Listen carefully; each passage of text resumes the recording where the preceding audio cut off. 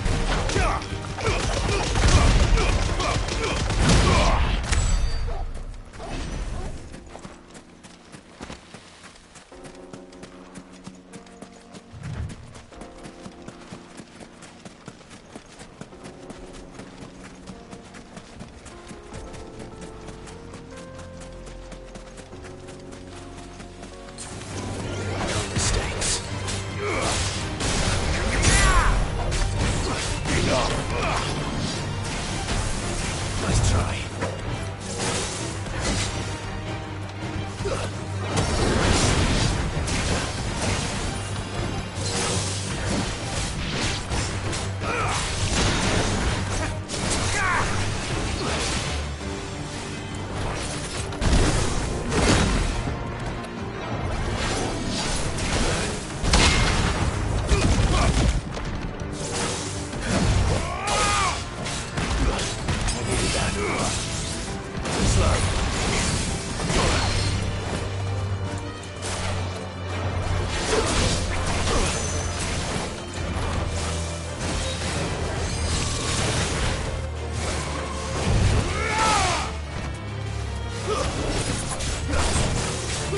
Not good.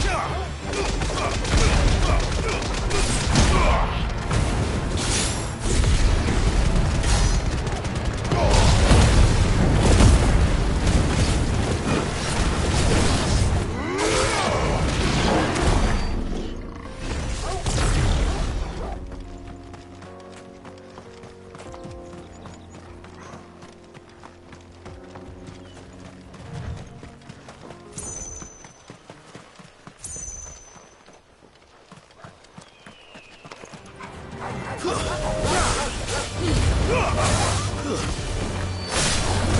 over.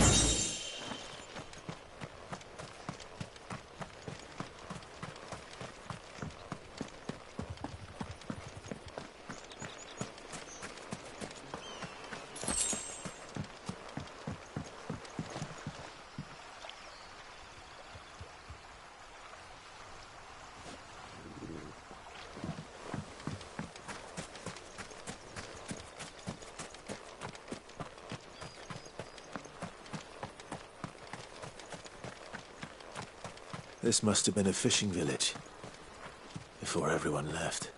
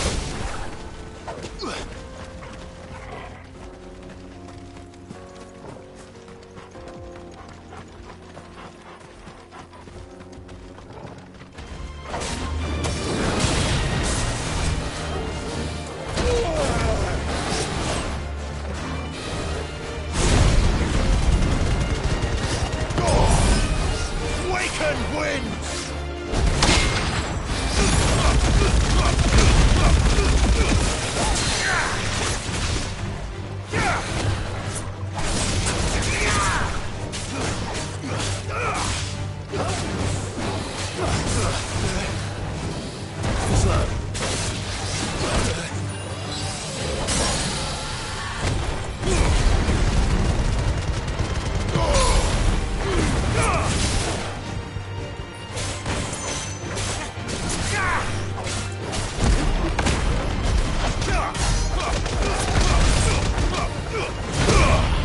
Nice try. Too slow.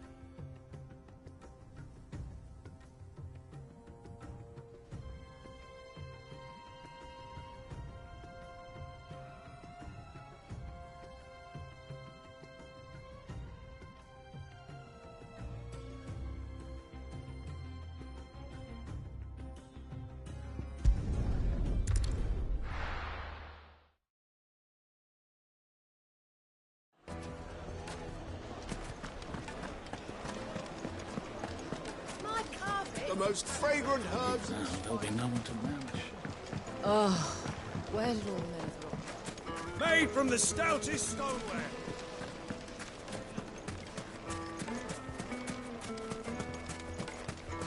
No, I'm telling you, it's gone.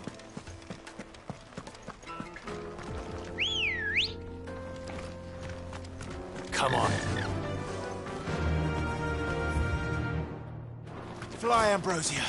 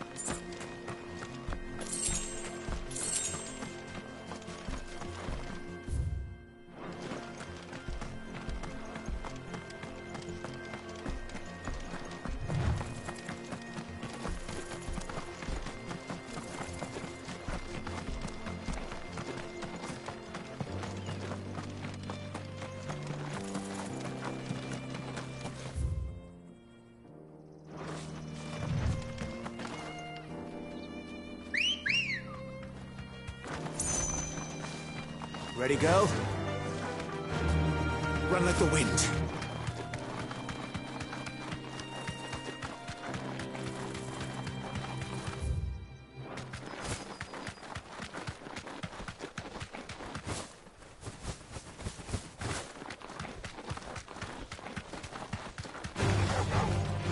Straight home now.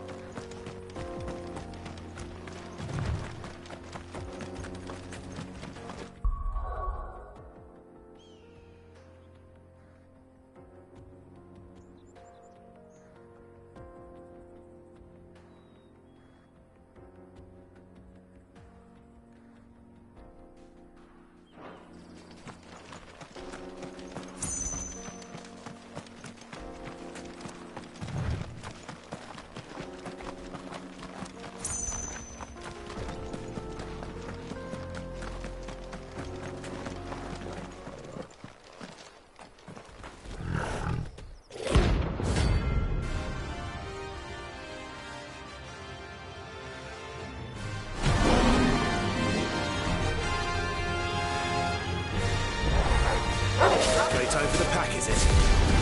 Let me introduce you to my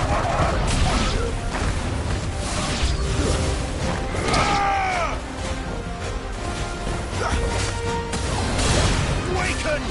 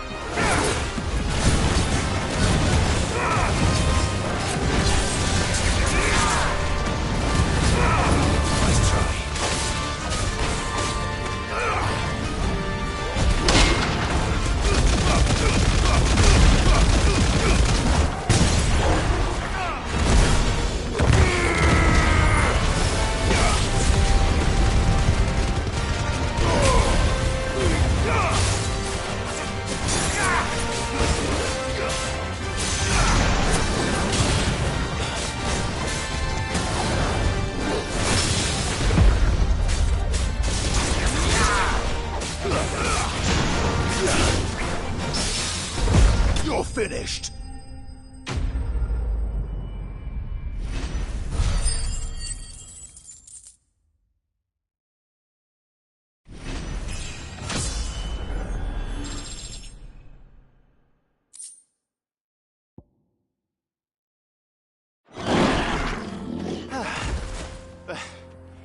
That wasn't too bad, was it, Torgal? Where would I be without you?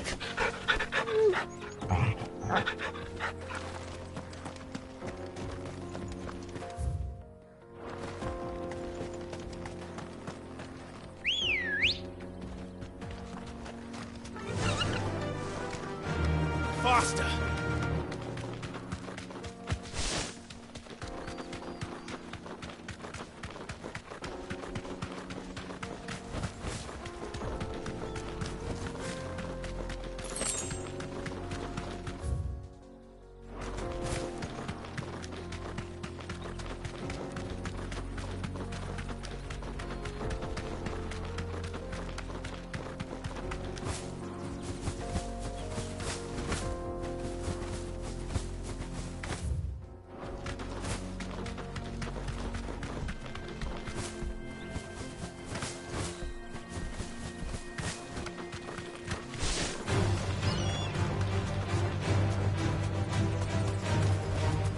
You deserve a rest.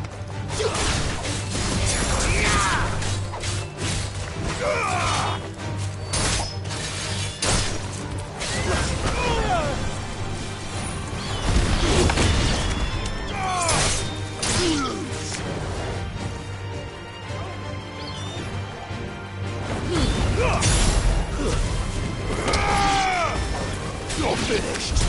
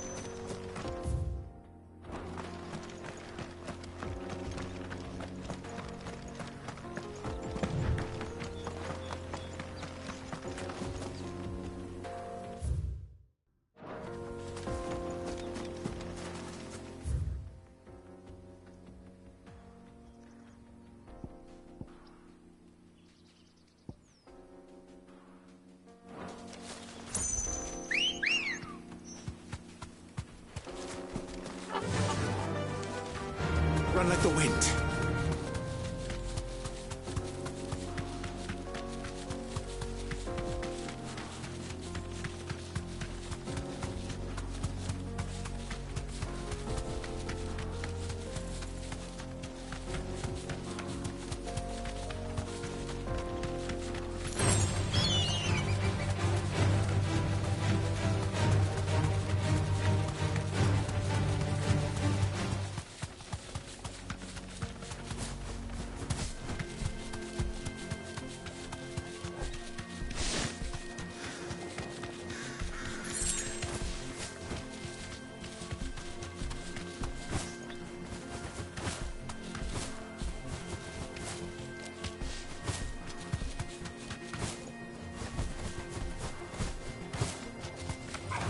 Time to fight.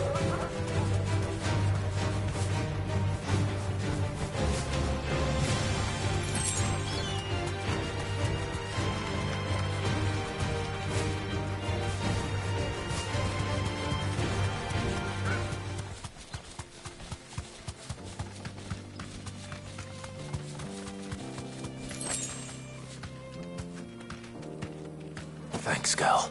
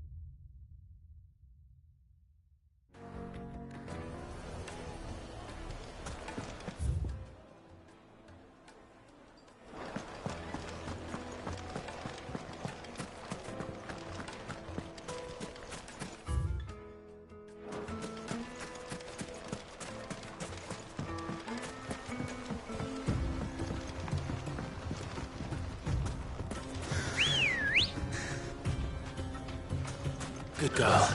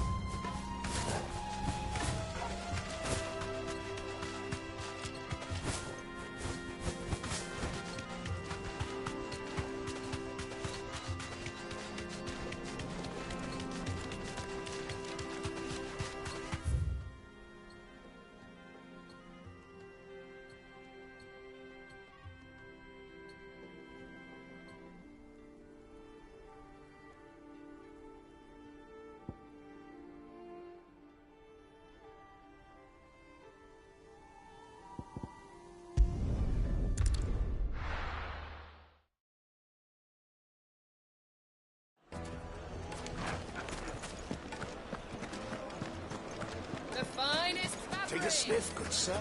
Now there'll be no one to manage. Oh, well, all men of rock. Made from the stoutest stoneware.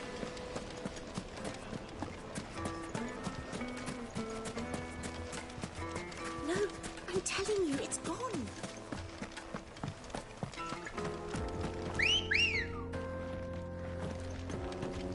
Come on. Faster.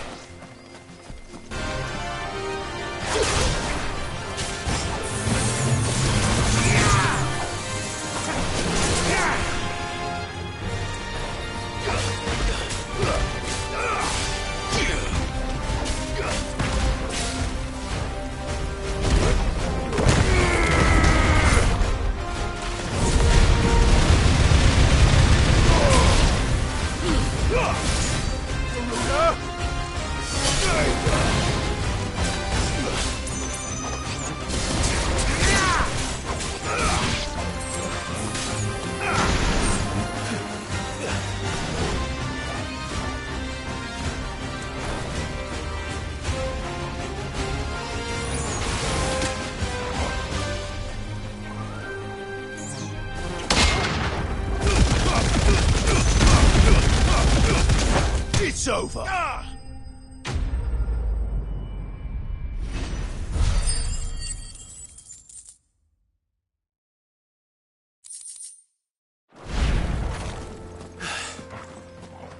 place at last.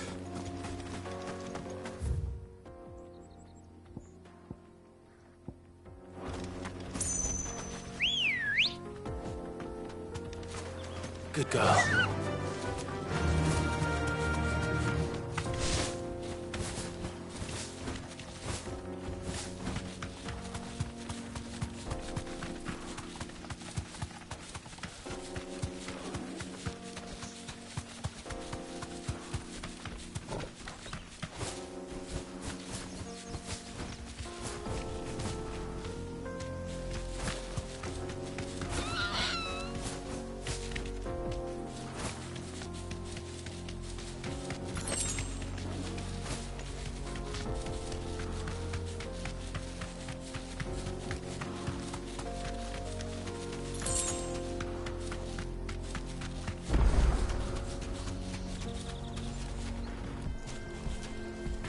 Be safe. You lost, stranger. Wherever you're headed, it's back the way you came.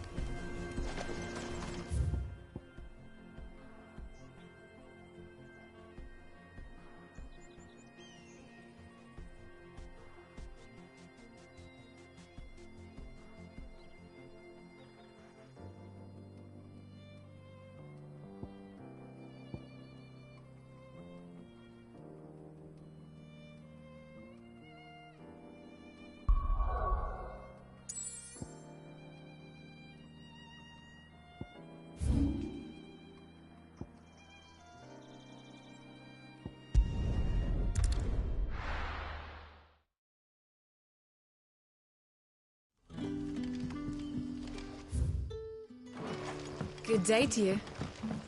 See.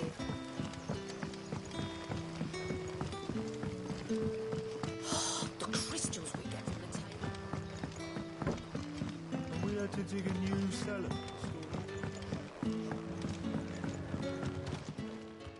Ah, Clive. Your timing is exquisite, as always.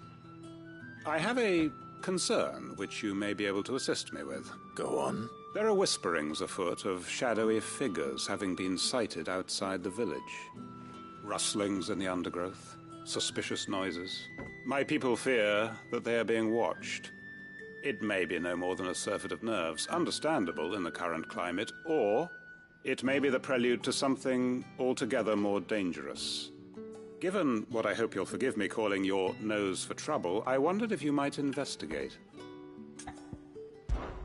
Of course. Excellent. You might begin by speaking with the good citizens of Lostwing. Listen to their tales, and make what you will of them. All right. I will.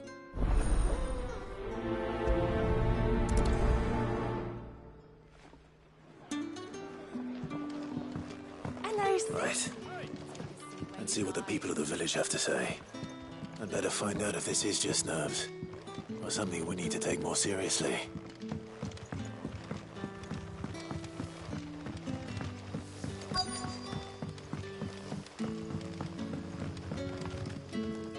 You alright, Sid? Something on your mind?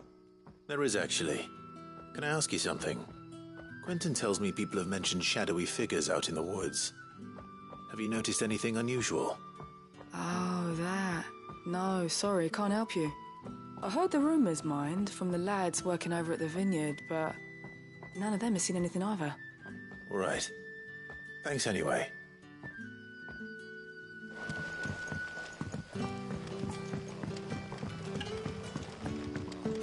The crystals we get from the table. You're quite talented with that rod of yours.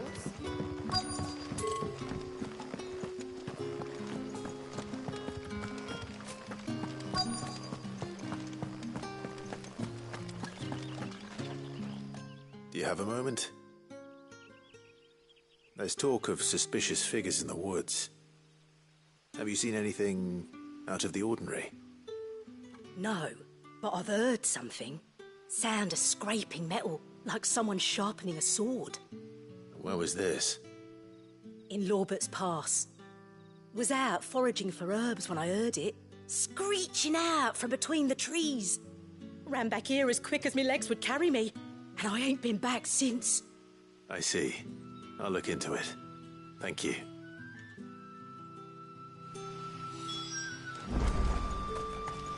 Seems Lorbert's Pass is our best bet then. What do you say, Torgal? Shall we go and investigate?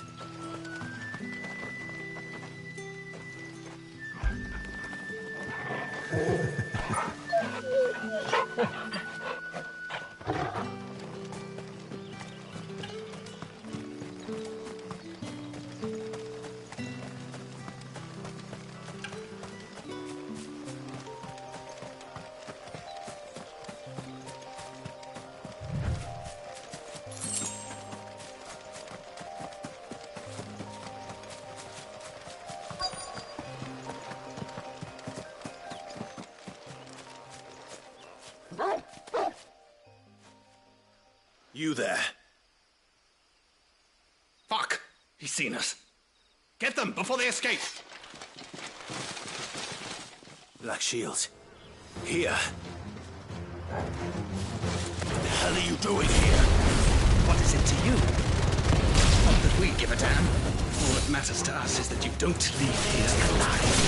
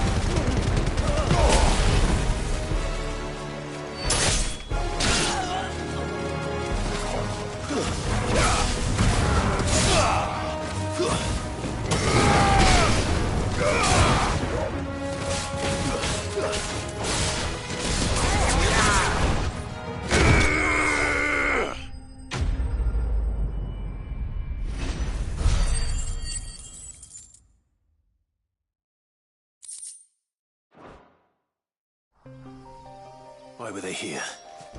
Were they planning an attack on Lostwing? I need to warn Quentin.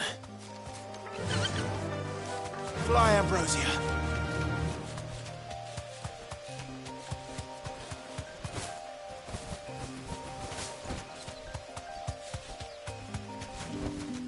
Back to the stables, girl.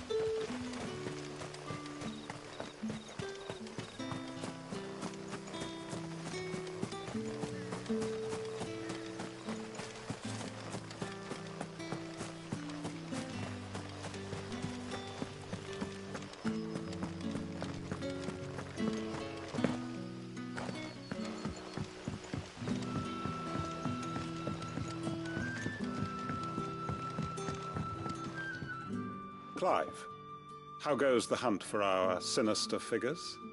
I found some black shields hiding near Lorbert's Pass. They're gone now. Black Shields. The Empress's former bloodhounds. Though they serve another master now. One who means to root out and destroy both me and those I care for. And it would appear the pack has finally caught the scent of its prey. Damn it all.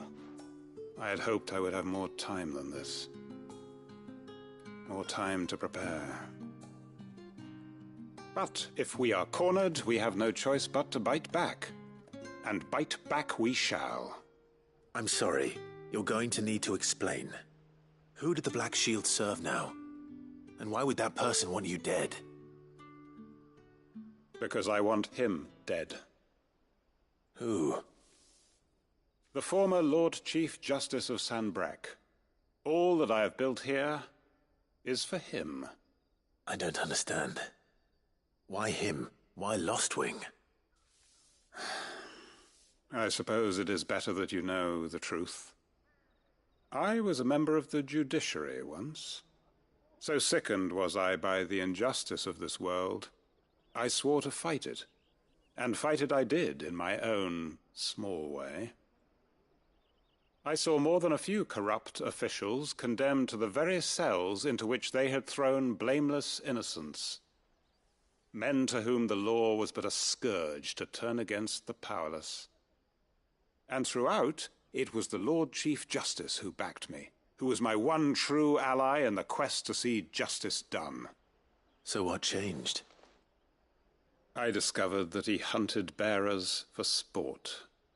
I was a fool to think he shared my hatred of venality and vice. His support for me was no more than a facade, a means of ridding himself of his rivals, a mask to hide the rot beneath. I filed suit against him immediately. His response, however, was rather more visceral. He had my entire family slaughtered, and he faced no punishment whatsoever. I lost everything. My loved ones, my livelihood, my position, the faith I had once held that any modicum of justice might be achieved through the courts. So I set about enacting my own. I tracked down every soul who served him, and slit their throats myself. But the man himself proved an altogether more difficult target. With money and power come protection, and so I saw that I would need an army of my own. I came here to Lostwing and began recruiting like-minded individuals. And everyone here knows this is why you do what you do. Of course. They too have lost loved ones to the bearer hunts. Seen faultless friends sent to the gallows to spare the guilty. All under the watchful eye of the Lord Chief Justice. Our wounds are the same. And our cause is the same. We are comrades. And our revenge is already in motion. We know where he hides, how numerous and well-trained his guard. What we did not know until now, however, was that his plans may already be in motion too. Quentin. Our time is short. He may move against us at any moment, unless we move against him first. My friends and comrades, it begins. Make ready for war.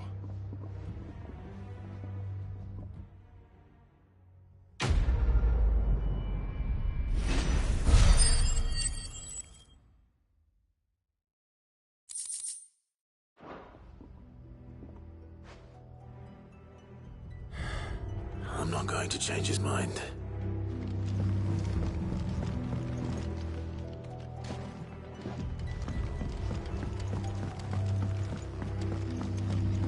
That his lordship's vultures should be found circling the village can mean only one thing. That he means to strike at us before we can strike at him. There is no time to lose. The final stage of our plan must be put into motion.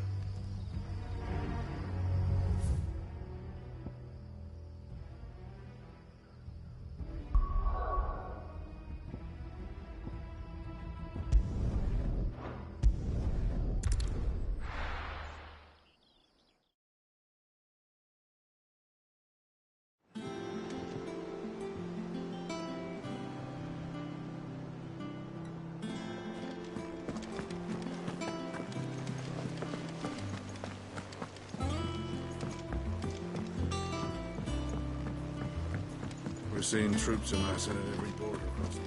No surprises there. How may I help you today, Clive? Your benefactors are a generous lot.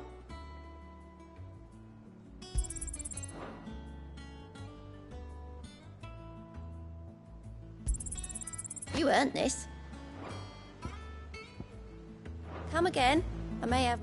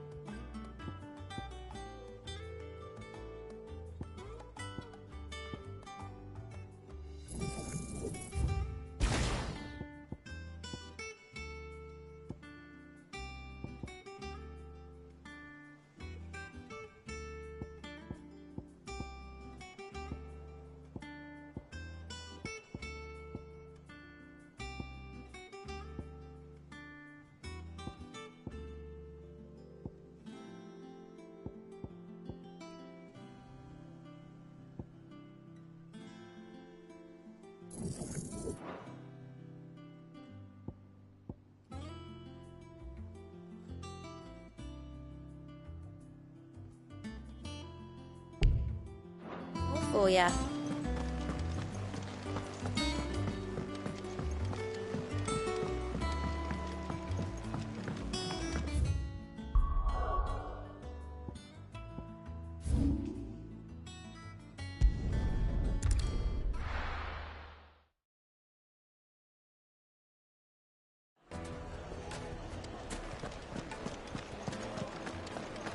My carpet. Take a sniff, good sir.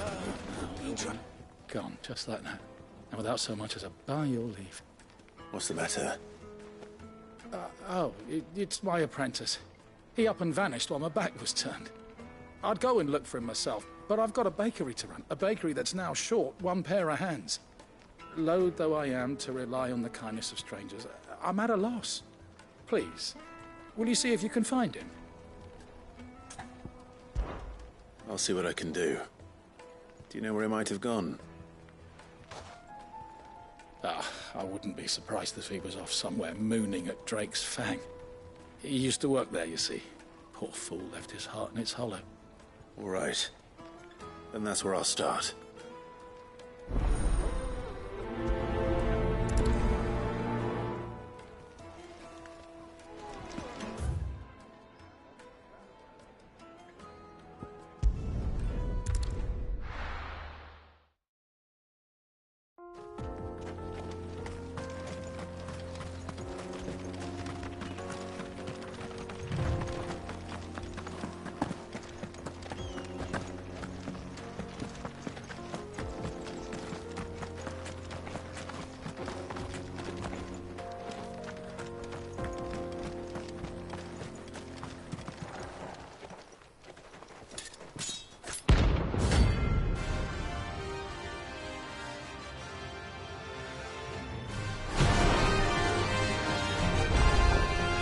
My blade yet hungers, and so do I.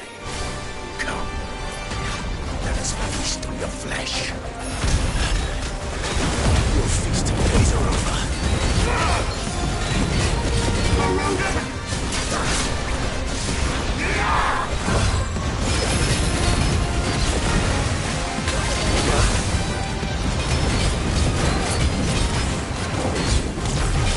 Some more! Too slow.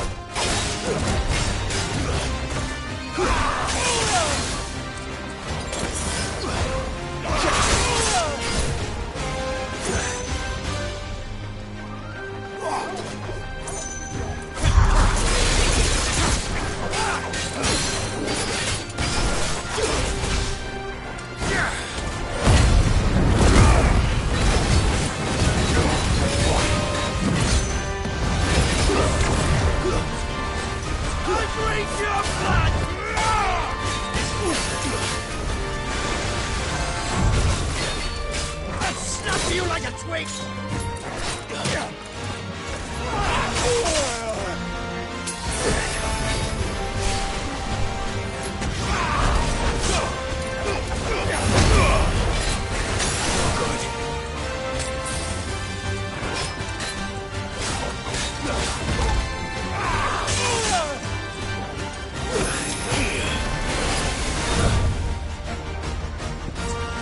There's a good boy.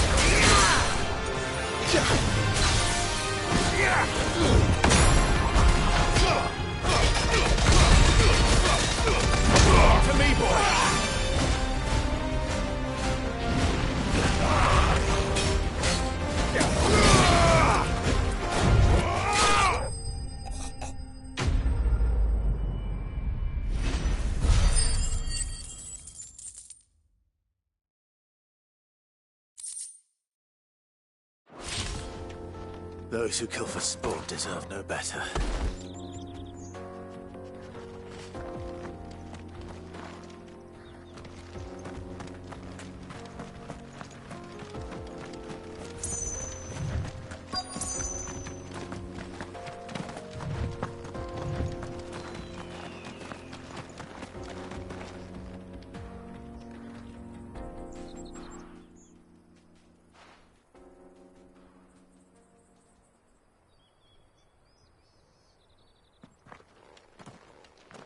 Excuse me.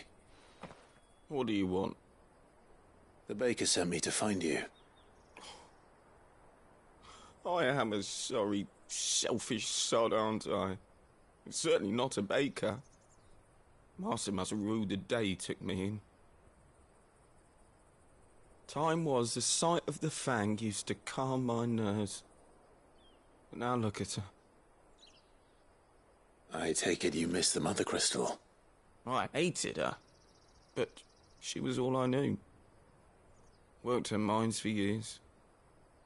And when she shattered, part of me shattered with her. I had to trade my pickaxe for a rolling pin, but I'm no good at baking. Every loaf I touch collapses. My bread's as hollow as I am. She was the only thing that could fill the hole inside me. Oh, I loved her, damn it. But now she's gone. She's never coming back. What am I supposed to do? I ask her. How does a shell of a man learn to live again?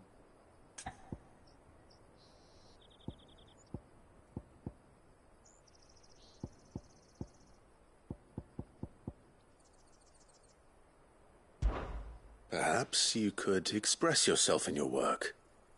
If you miss the fang, maybe you could recapture it somehow. Recapture it? I'm a baker, not a...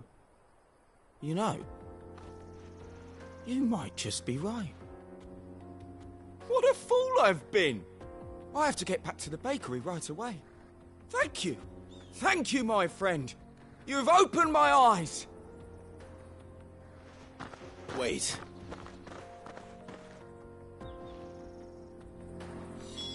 Suppose you won't be needing an escort then.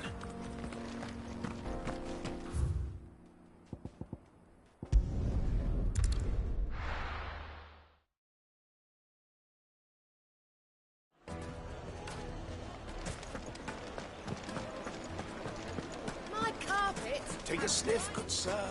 You'll be... Ah, there you are. The man who lit a fire under my wayward apprentice. Though I worry you might have stoked the flames a little too high. He damn near ran me down trying to get to my oven.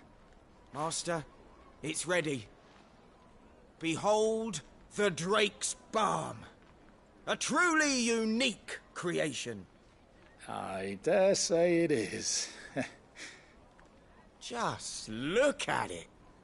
A perfect likeness of the Fang herself. Her steeple peaks, her fulsome spurs, her inviting hollow. True, my loaves collapse more often than not, but what's the Fang without her crater? Why, no Fang at all. And look, inside. She's filled to bursting with a bounty of beautiful crystals. Salt crystals! Master, I have found my purpose. I must use my work here to preserve the memory of the Fang. Well, if it tastes half as unique as it looks, I'd certainly say you're on to something. Not only is my apprentice back, but he's finally pulling his weight.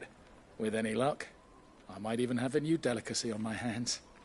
I don't know how you did it, but you have my thanks.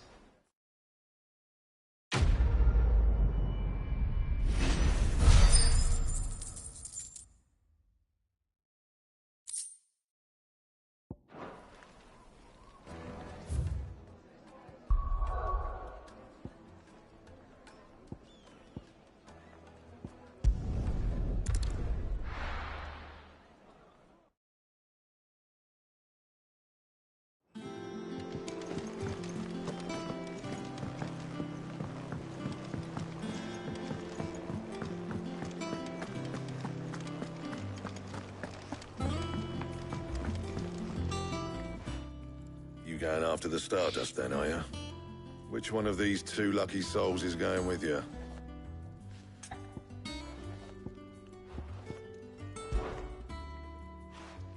Gav, you're with me. All right then. So, where do we find this Stardust stuff? There's a river that runs through the southern reaches of the Velcroy. It's the black sand that washes up on its banks that you're after. Southern reaches of the Velcroy, eh? That's down past Alamil. I'll go and scout the place out. See about hiring us a wagon to bring the stuff back to. All right. I'll meet you by the river. While you're off having a paddle, I'll pick up the rest of the stuff from Blackthorn's supply. Take care. You two, eh? Don't go letting him fleece ya. Fleece me? I'd like to see him try. In your own time.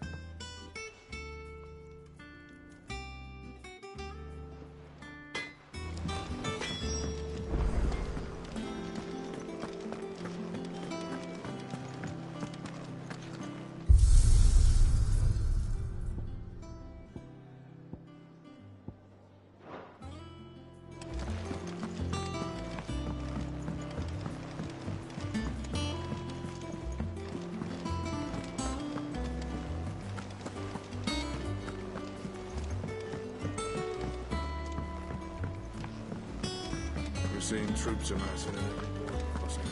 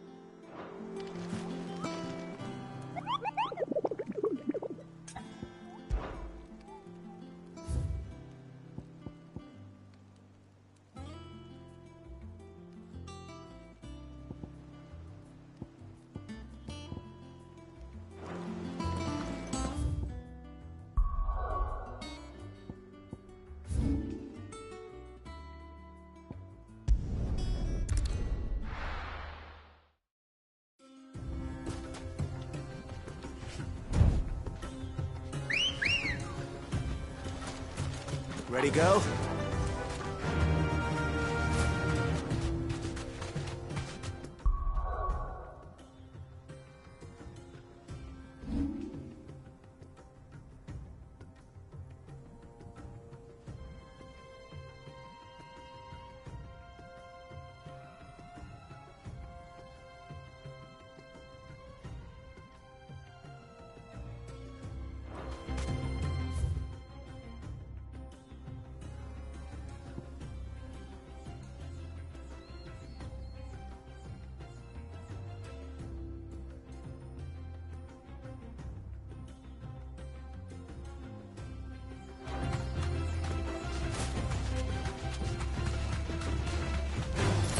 All right.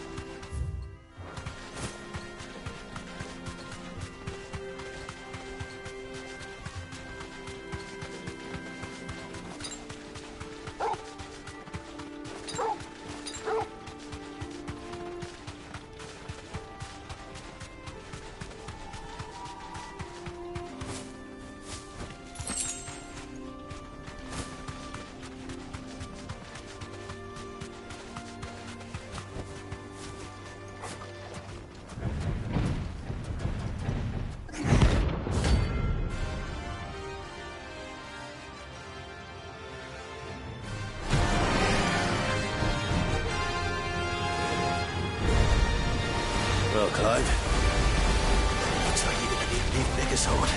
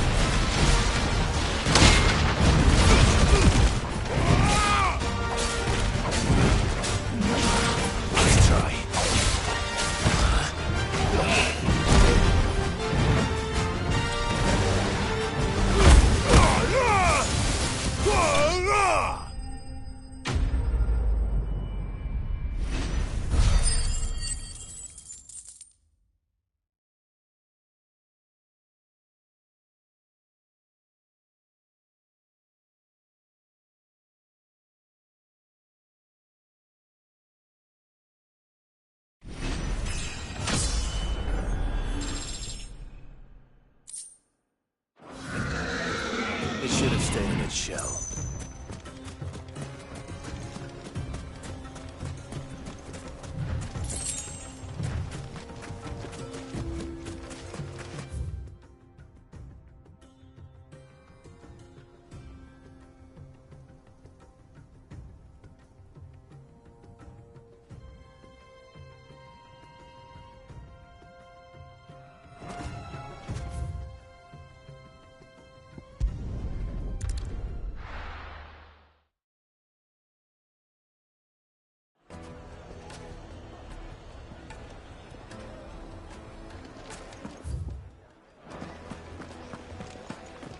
My carpets have bright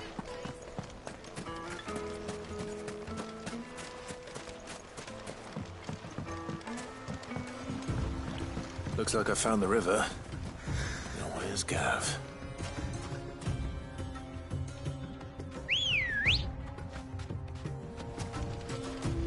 Ready, go? Run like the wind.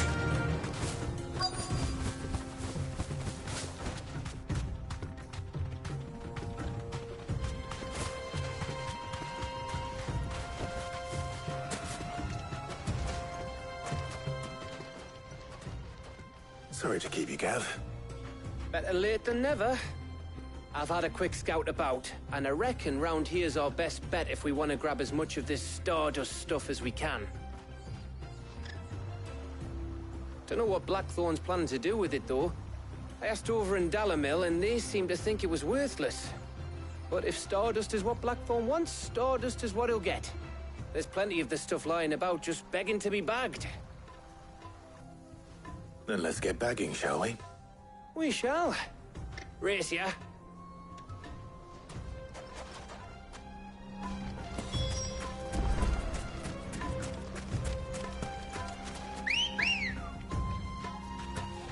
Come on.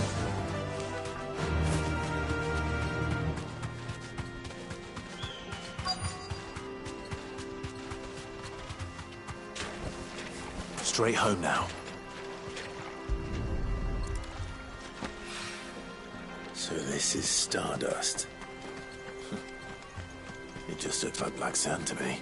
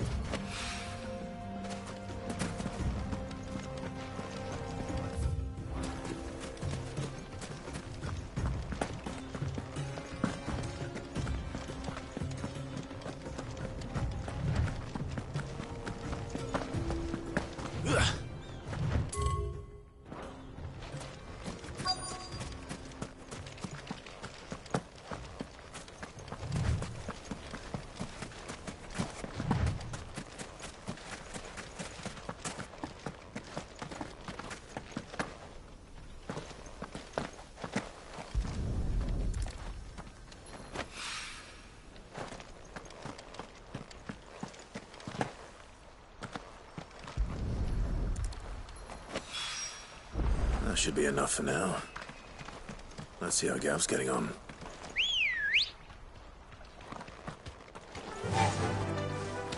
Faster!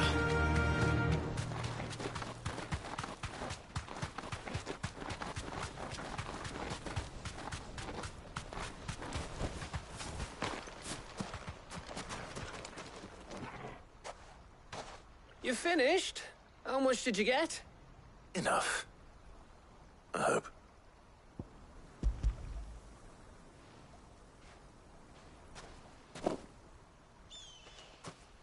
Oh, you win. That might even be enough for old Blackthorn. Hey, before we go, do you mind if we have a chat?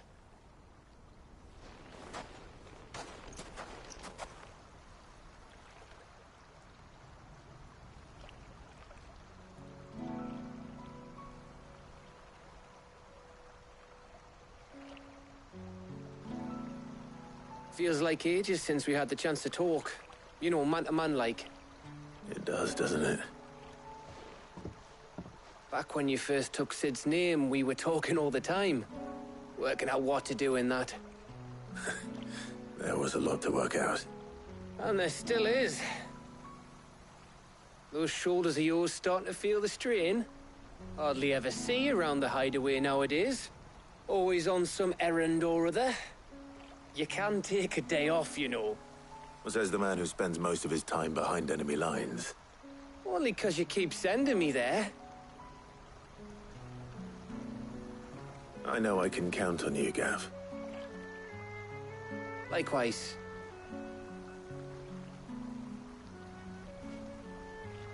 So you keep sending me wherever you need to, and I'll keep going. Safe in the knowledge that I have a home to come back to. Thanks to you.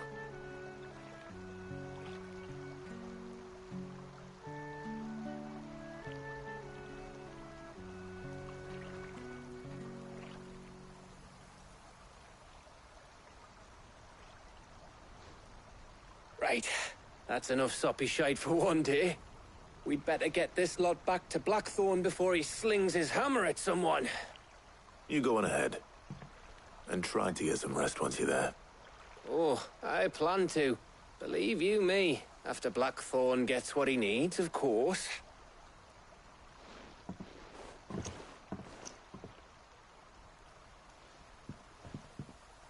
Right.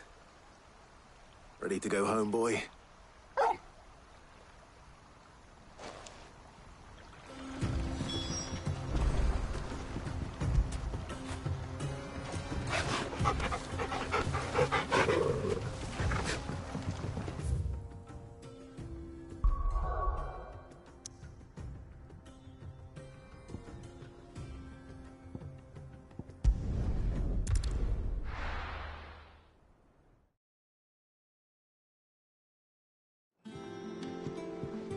Let's hope this is all Blackthorn needs.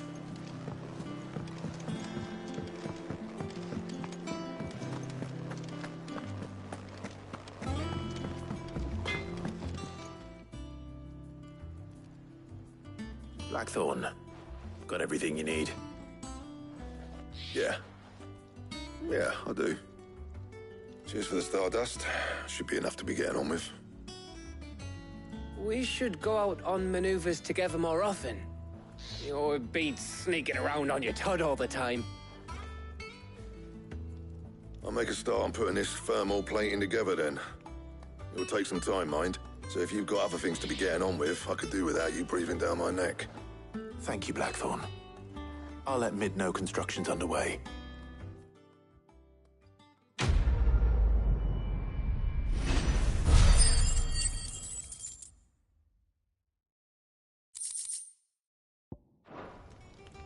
Suppose we'd better be getting back to work too.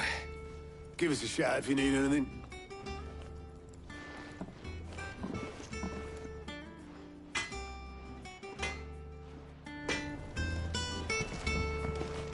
He cracked a crystal too.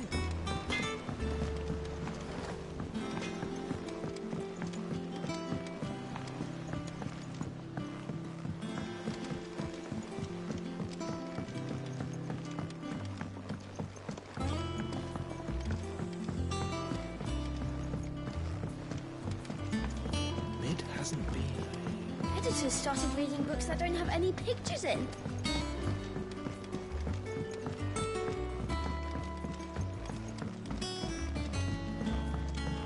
If I don't come up with something soon.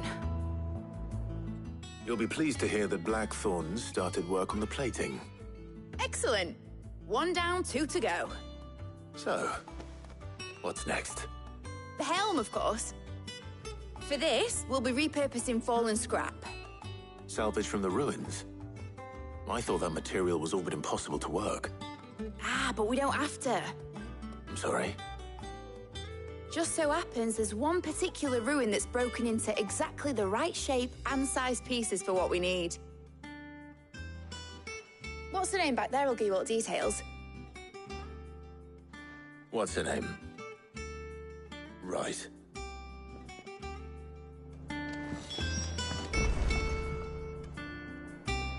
Oh, Sid, is this about the helm? Yes. Mid said I should speak with you. I'll show you the plans then. Here you see the mithril engine, in which mithril is burned to generate heat. That heat is then harnessed to produce motive force. Excess heat is dealt with by means of the thermal displacement stack, which disperses it into the surrounding air. Now, were we to rely on thermal plating alone to achieve this effect, the rate of excess heat buildup would far exceed the displacement coefficient of the plating. In other words, the reactor would overheat and eventually explode. This is where the helm comes in.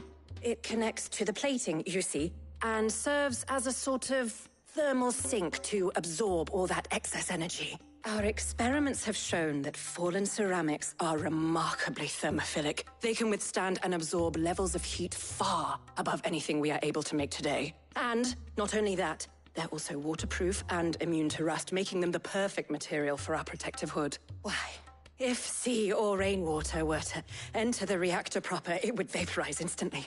The forces produced would tear the ship from stern to... You can stop there. I understand. Mid said we might be able to use parts of a fallen ruin. Where would I find it? Ah, yes. It's in Lorbert's Pass, near Lostwing. The thing is, well, I probably should have arranged to have the pieces we need brought here sooner. You see, a certain unwanted visitor has taken up residence there. It's no longer a matter of just walking in and taking them. It's, going to be considerably more dangerous than that. I see. Then I suppose I'd better deal with this unwanted visitor for you. Would that help?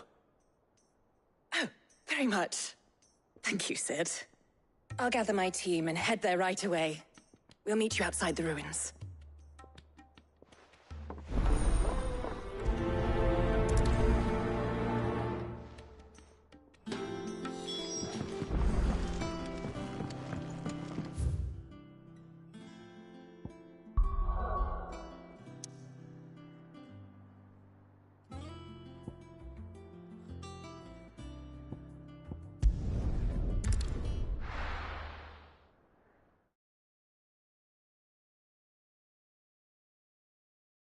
I'll be taking you all to a storehouse in the Bales. Leave anything you don't need behind.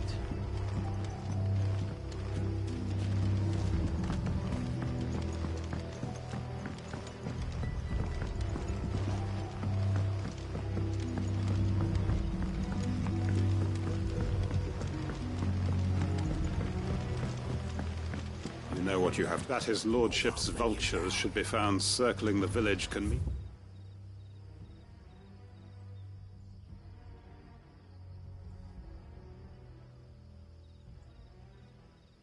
Only one thing, that he means to strike at us before we...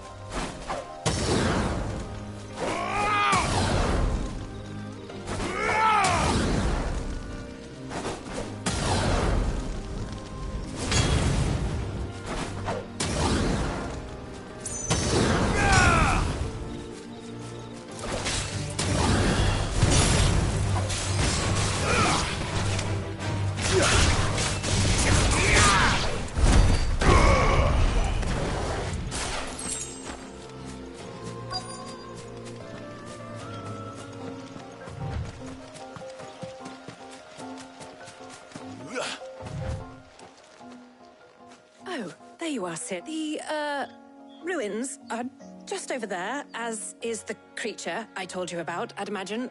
Would you mind? Of course. I'll be right back.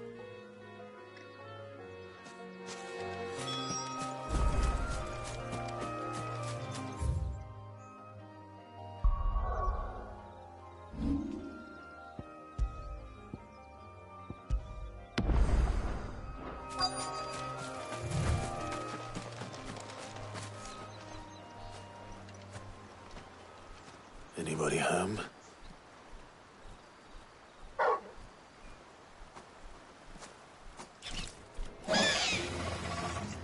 This must be our unwanted visitor. Time to go.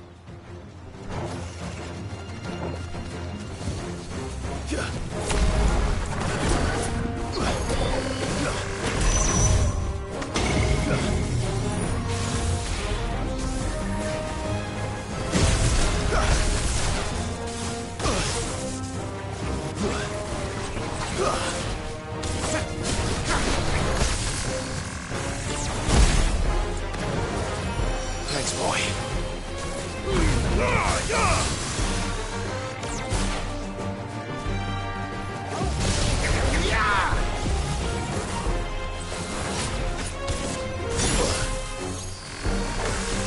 Let's try.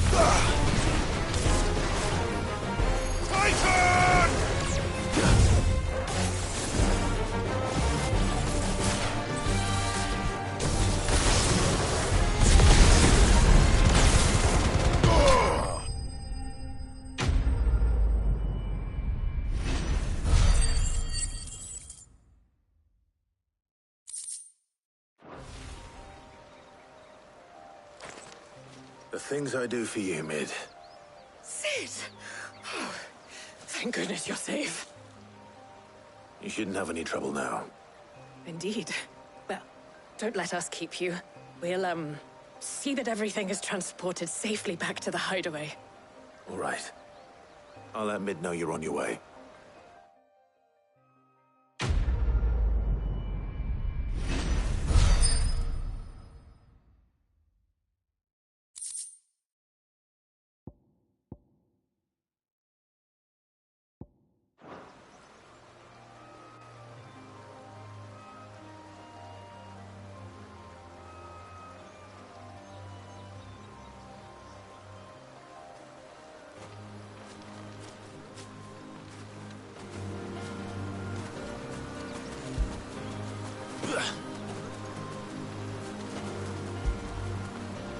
Get it, boy.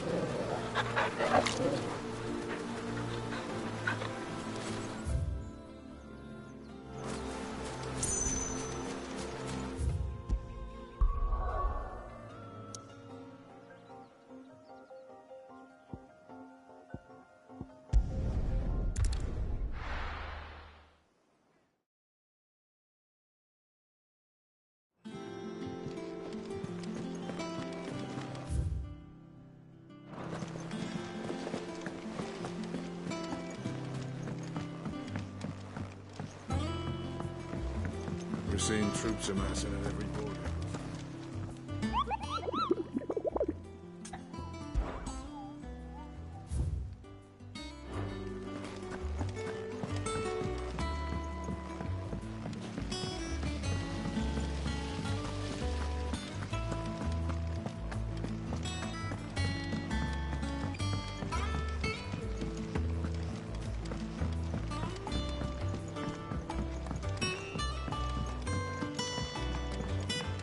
Come up with something soon. Mid. Helena has recovered the material for the helm. She'll be along shortly. Excellent. Another job well done. And just one remaining. Right. Right, the shielding. This one's a bit of a bugger. How so? The plating's enough to stop the engines going pop, but those things will still be spitting out enough fire to set the rest of the ship ablaze. Which is why you need proper shielding. A prison for the dragon's breath that's blazing away inside. I thought a triple thick layer of tempered steel might do it. Or more of the stuff that the Fallen use, but they'd both be too heavy. The helm and the plating are bulky enough as it is. Add any more weight and the whole ship would be at the bottom of the briny before we'd even started. I need something light. But I've racked my brains and I just can't think what would do it. Well, if I were in need of obscure knowledge, I know whose counsel I would seek. Harpocrates. Tomes? Yeah, well, I'd thought of that, obviously. I've got all the details written down here. Can you take this to him, see what he makes of it? Right away.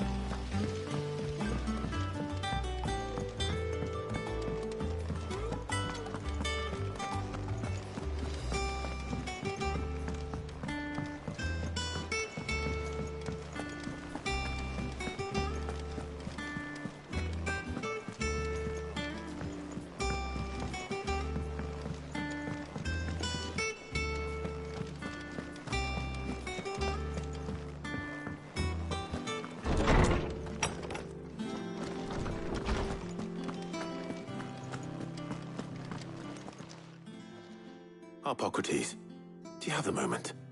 For you, Clive? Always. Well, actually, it's for Mid this time. Could you take a look at this?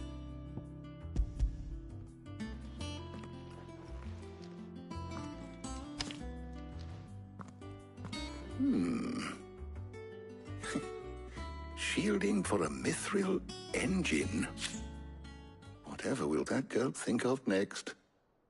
And what are these notes around the edges? She has some specific requirements for the materials.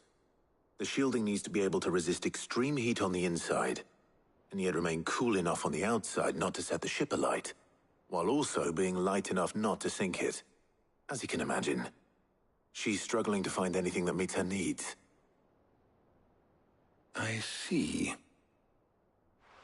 I wondered if you might know of a solution, or if you might be able to search the records for one. Perhaps it is not a different material she requires, but a different approach. What do you mean? Consider the lake we have made our home. Its blighted waters eat away far more quickly than fresh water or even brine, at timber and steel alike. And yet, we have made a home here from those very materials nonetheless. We have. But Bardolph must varnish every board twice over to keep it from rotting. And Obelisk complains that without a constant supply of pitch. I see. Early Gregorian histories speak of a preparation known as moon dew. It is said to be able to resist even the most ferocious flames. Before the dragoons tamed the worms and wyverns of the realm, nobles would daub their castle walls with it in order to guard against dragonfire. So if we could recreate it... It might be applied to some material or other in order to provide the protection Mid requires. As to how best to apply it and to what material, perhaps Bardolph and Obelisk might be of assistance. I shall speak to them and see what wisdom they might have to offer. If you would be so kind as to procure the necessary ingredients, I shall discuss the specifics of how it might be most effectively put to use with our two friends.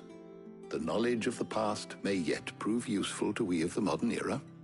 Thank you, Hippocrates. And since you're asking others to help you, perhaps I should too.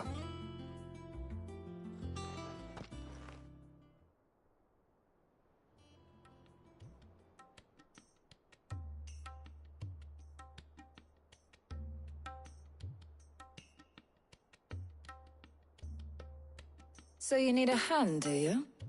We do. I'll be heading to market for the ingredients we need. I could do with some help. And some company, too. The other can assist me in researching how best to prepare the shielding itself. Can we count on your aid? Always. Well, if Jill's game. Thank you. I am sure either of these fine young minds would prove indispensable in my research.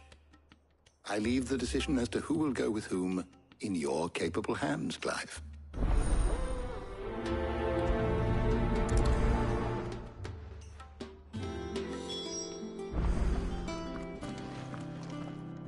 Shielding that guards against even the most ferocious flames. I could have done with some of that on Drustinus. I doubt I would have survived that place with or without it. A trip to Northreach, though, I think either of us could handle.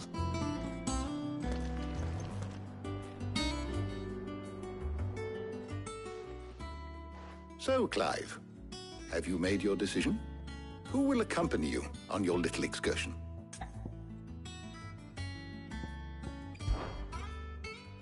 Very well. So then, what do we need to find? I have taken the liberty of preparing a list. Here. White chocobo eggs. Pepio nuts.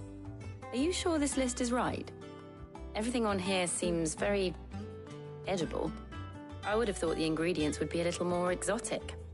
Though these items may seem mundane, they have potent effects that are rarely exploited, effects for which they were once highly prized. So much so, in fact, that they were harvested almost to extinction, hence moon dews having fallen from favor. Now, of course, they can be obtained with ease. You should be able to find everything you need at the market in Northreach. Is that so? I've been meaning to visit Northreach anyway. I'll set out now. Join me there when you're ready. I will. Until then. You two enjoy yourselves. You too, Talia.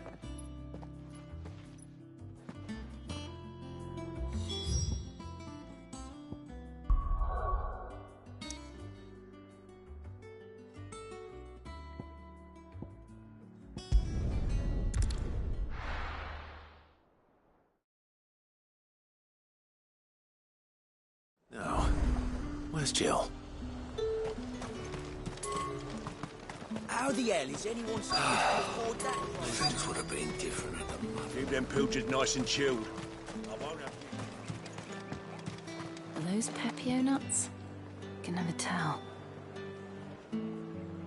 How goes the hunt for ingredients? I've only just started.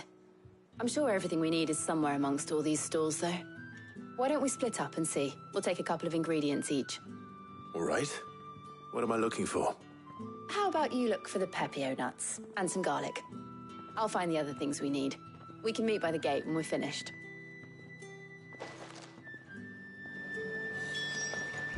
Up! You'll not find a bruised pippin in the... Fresh cuts! Come and get them before they're gone. Any friend of the innkeeper is a friend of mine. I hope it's to your liking.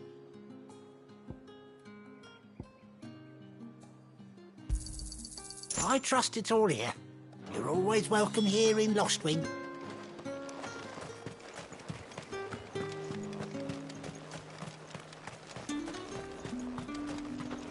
Oi, don't touch anything.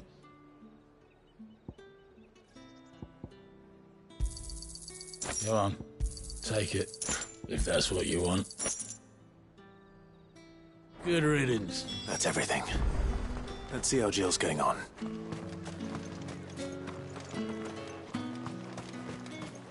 All anyone ever wants anymore. Here since sunrise, and not a single... Did you find everything? I did. Here.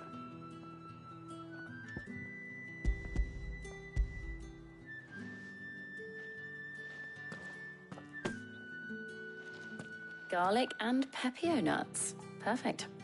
Now all that remains is for Harpocrates to somehow turn all this into what Mid needs to keep her engine cool. But before we head back, would you walk with me a while?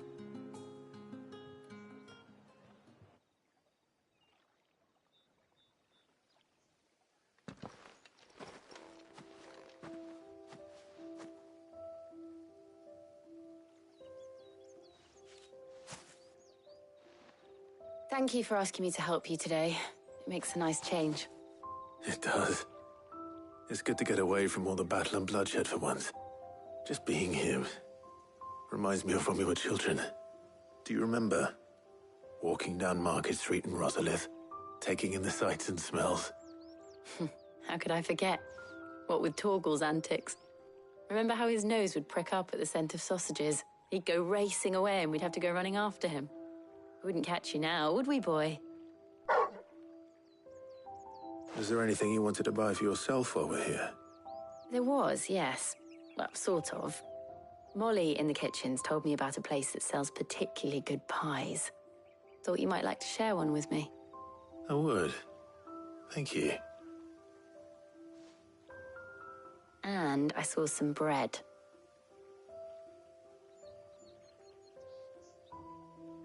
Big white cobs like the baker back in Rosalith used to make.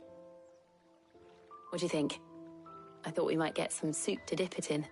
But then I tried a slice of the butcher's dry-cured ham and it was just... oh. You all right? Sorry.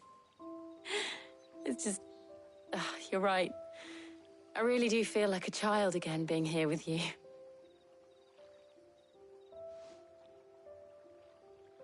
Clive.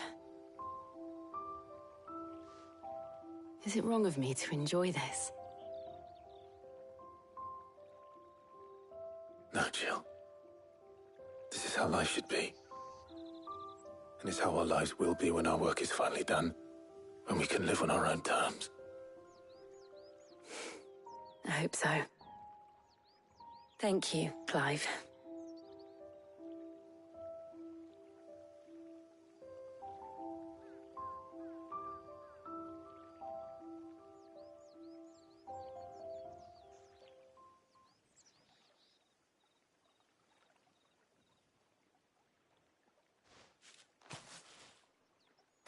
Well, I suppose we better be getting back. I need to give these ingredients to Harpocrates and Talia. I'll see you at the hideaway. Take care. I will. You too.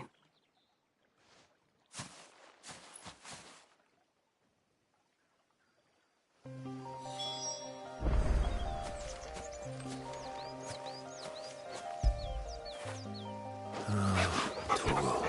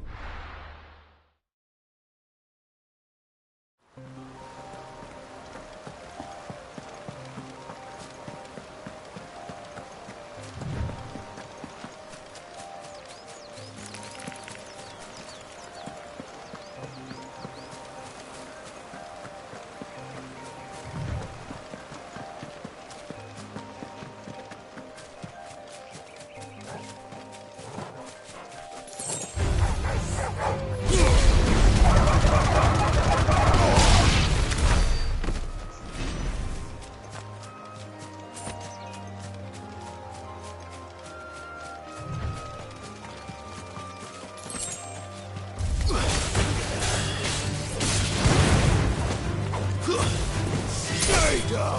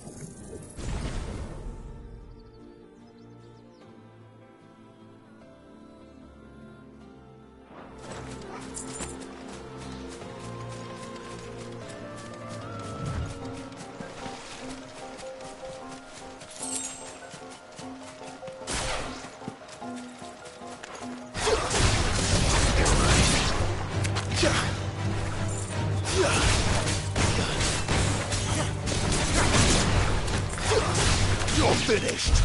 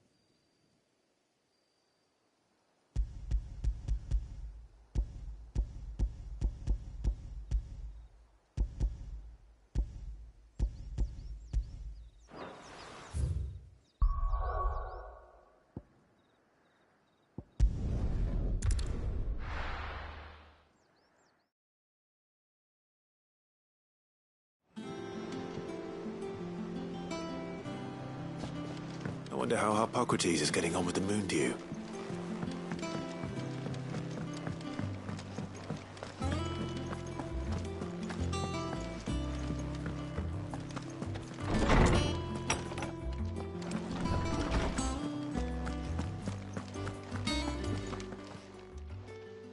How's work on the shielding progressing, Hippocrates? Well, very well indeed.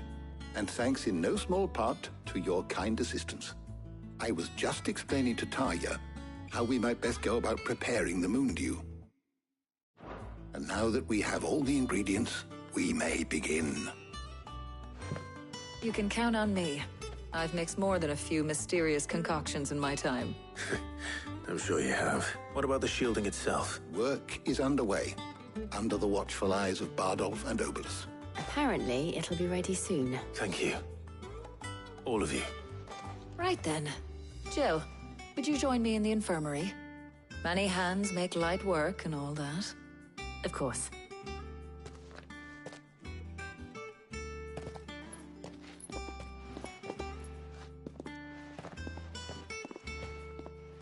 Oh, and Clive, thank you. It was nice just being with you.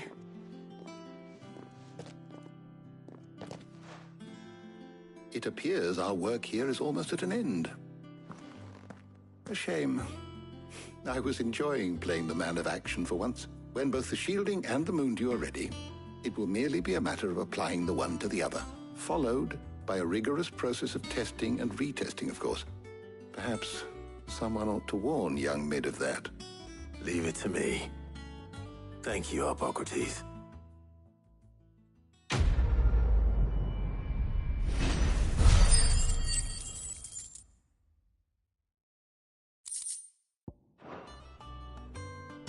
Well, I'd better go and give Mid the good news then.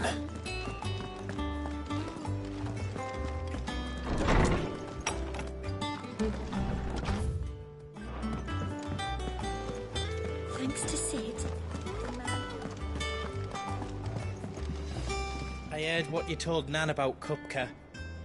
Hopefully all our old friends can rest easy now.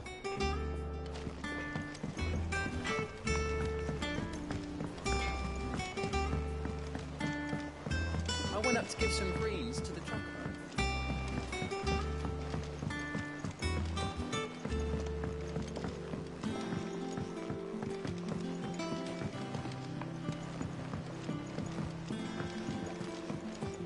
Editors started reading books that don't have any pictures in.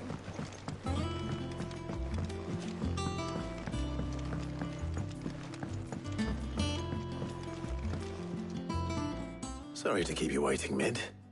But you'll be pleased to know that work on the shielding is underway. You found something for it? In a manner of speaking, Hippocrates knew of a substance that's highly resistant to heat. A coating that should provide the protection you need. He's supervising the construction and testing of the shielding as we speak. Brilliant! I knew you wouldn't let me down. Don't thank me. I'm just the errand boy. Right then, better start working out how to bolt all these bits together. To the Black Hammer!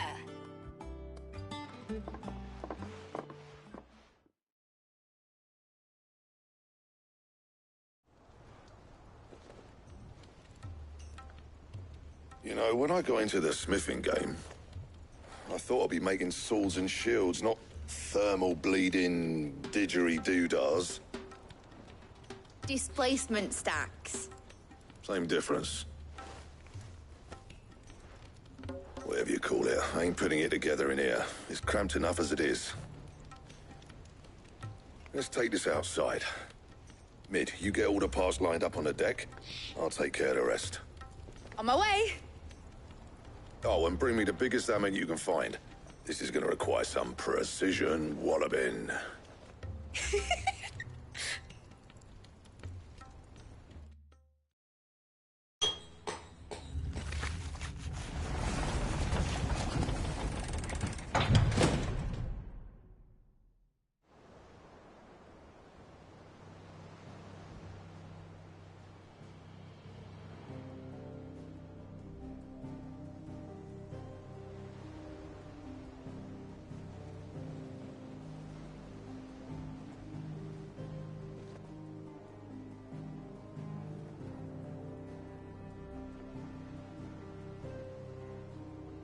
It's finished! It's finally finished! Thank fuck for that. I'll be feeling my hammer arm for weeks. Thank you, Clive, Blackthorn, everyone. That's one down and just 3 more to go. I'm sorry. Oh, didn't I tell you? The Enterprise has 4 mithril engines, and we'll be needing a displacement stack for each. You don't mean... Don't worry. Now they've got a finished one to work off. My gang in Canva can build the rest. Good luck to them, I say. Right, I'm off to get a sling for this elbow. Any other work comes in, keep it to yourselves, eh?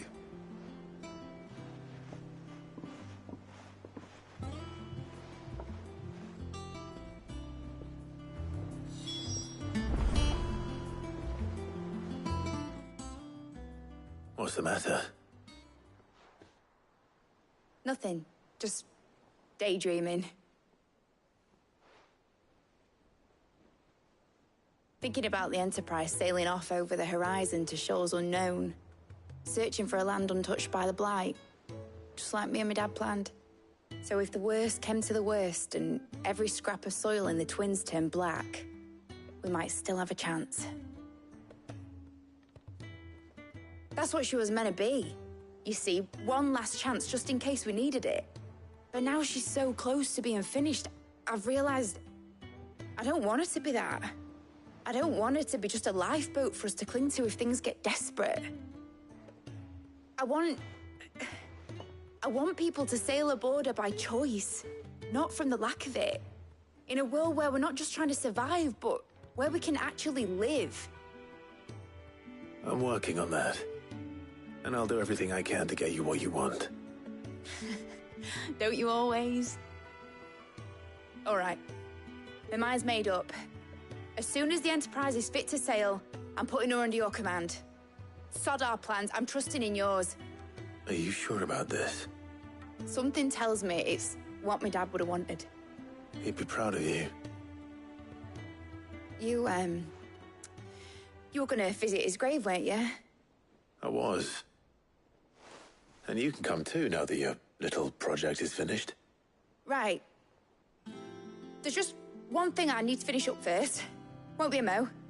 All right. I'll let Otto know you're coming. Meet us in the mess when you're ready. Aye, aye, Captain.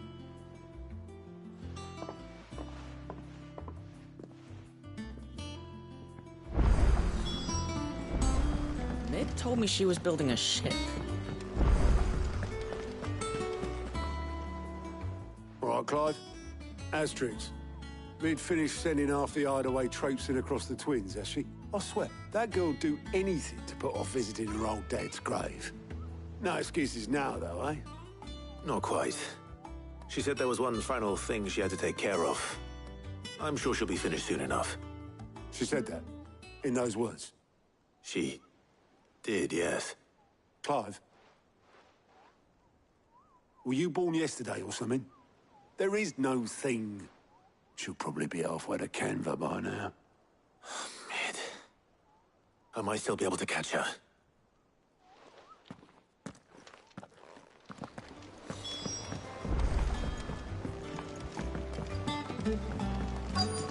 Is that the thing Tom's held? Obelith, have you seen Mid? Yep. In a boat, going that way. Then I'm too late. You in a hurry and all, are you? I offered to take her across, but she wouldn't wait. Just paid for a dinghy and rowed off. Oars going like the clappers. Got some life in her, ain't she? But anyway, I was on my way up to see you, as it happens. Got a letter for you. Urgent, by the sound of it. One of your uncle's men said I was to hand it to you in person, post-bleeding haste. And you're here now. Thank you, Obelith. Don't mention it. What tidings, Uncle?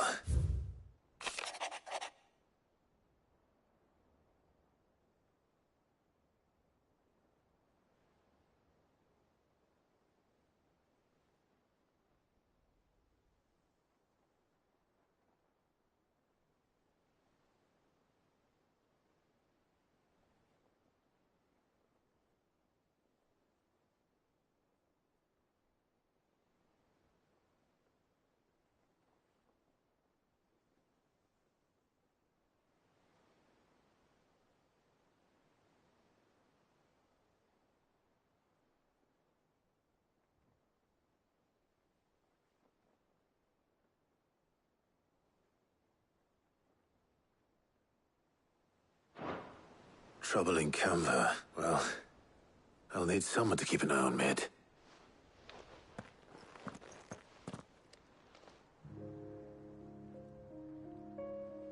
So what? Mid got us to do all the dirty work and then just sailed off into the sunset? It, seems that way. Well, nothing we can do about it now. But next time you plan on visiting Sid, you might want to tie her to something before you suggest it. Ah, don't be so hard on her. Gotta admit, the dirty work was kind of fun. Everyone pitching in and all that bollocks. Just like when we built this place. You're right. Anyway, we all set to head to the old hideaway. I could do with getting to Canva pretty sharpish. Wouldn't do to keep Lord Rosfield of the Seven High Houses waiting now, would it? Not after he asked for me personally. Gav will be leaving with me. Will you mind the place while we're gone? You can count on me. Just be sure to give Sid and the others my regards. All right. She's got some things to take care of, but she'll meet us there. I hope she's telling the truth at least.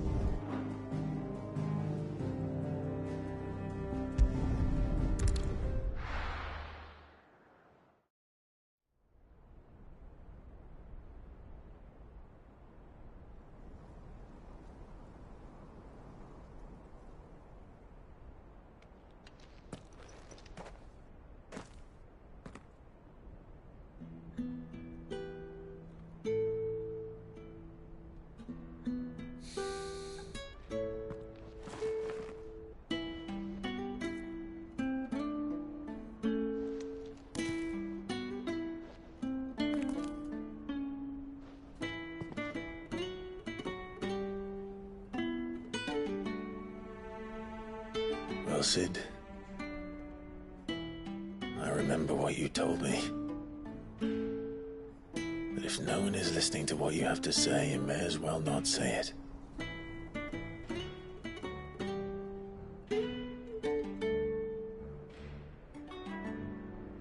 But I will say this, old friend. Hugo Cooker is gone. His shadow looms over us no longer. It's a pity the Phoenix can't be in two places at once. If he'd have been with us, maybe he could have done something for the lost. Not even the Phoenix can bring people back from the dead. Life has a beginning and an end.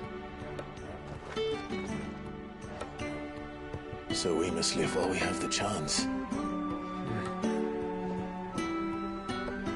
As slaves to the crystals, but as free men. May we join you?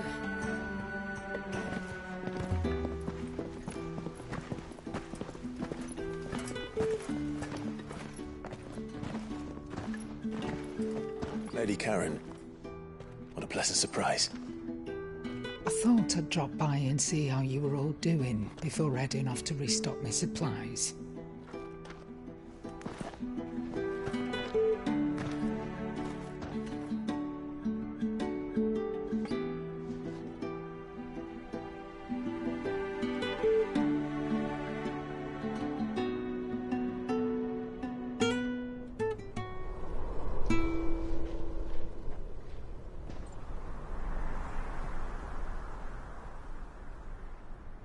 It wasn't the most scenic view back then, but it were never as bad as this. I know. The Blight marches on. And soon, there will be no escaping sights like these.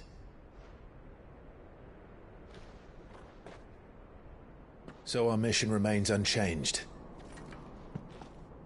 We cannot stop until every Mother Crystal is gone, and their thirst for ether with them. The only one that remains in Storm is Drake's Tail in the Crystalline Dominion. Our next target. We're going to Twinside. It's the capital of the Empire these days. I wouldn't like to think how tightly guarded they've got the place. Not that that'll stop you. But we do well to scout it out before you go charging in.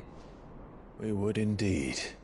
If you're off to the Dominion, you can take this great lump with you. Goods. Oh, I am sorry. Have you forgotten you're the most wanted man in the Twins? I thought you might like to disguise yourselves as the attendants of a travelling trader, assuming you've no better ideas. You wanted to buy yourself some tools, didn't you? Well, now's your chance. You're letting me go with them? Oh, thanks, Nan. Stop that! You'll break me bones, you great galoot.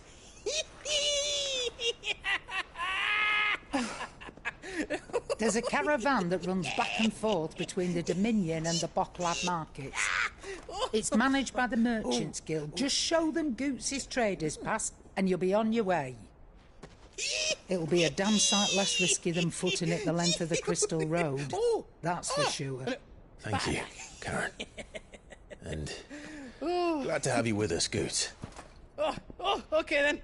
I'll get me things and I'll meet yous there. See yous down in Bocklad.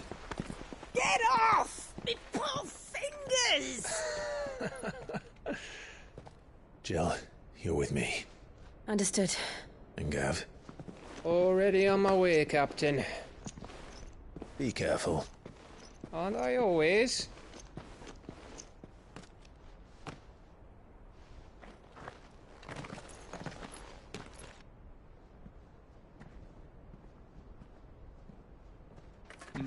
Do you see that, Sid? Your protege's making a proper little outlaw of himself.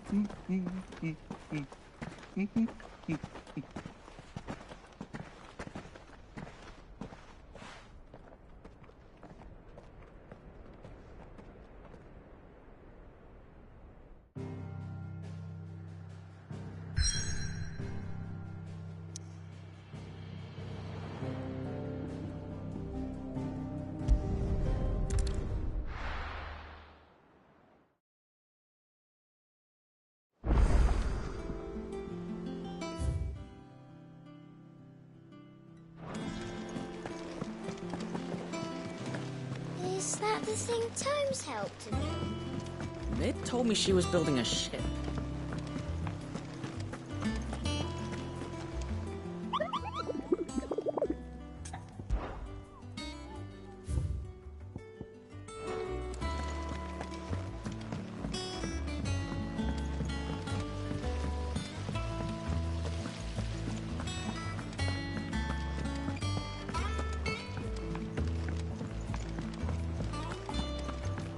Mid might need some help.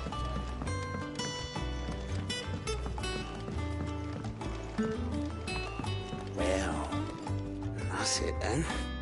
I'm buggered. Here, Sid. Reckon you might be just the man to help me out of a bit of bother, if you've a mind to. Let's hear it. Well, it's about this alembic the chief's got me making. Lovely bit of kit it is. Bunging a solution you want splitting, and it will separate it out, just like that. Problem is, it won't always get rid of all the impurities. And with some of the stuff we need it for, that ain't good enough. Which is why I've been looking for something to filter the liquid we'll be cooking off. And that's where I was hoping you could help me out. I imagine Ty could get some use out of this alembic too. Distilling medicines and the like. All right. Why not? Proper job! So what exactly do you need for this filter? Nothing but bomb ash'll do, says the chief. Gave me a sample she'd obtained from the university stores.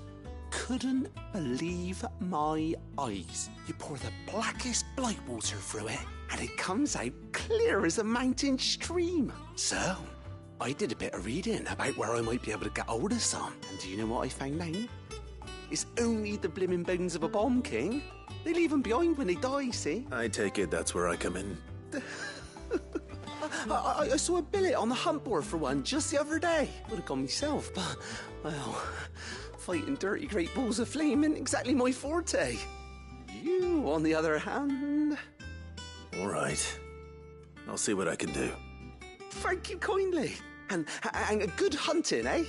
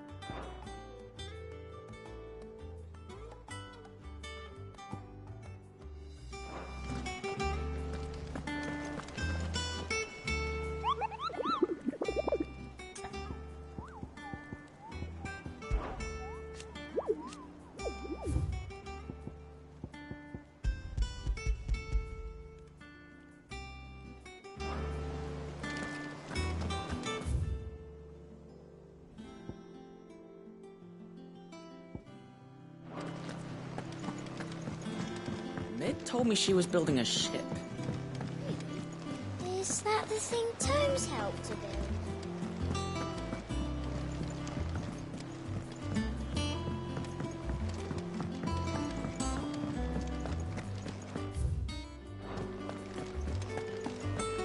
He cracked the crystal too.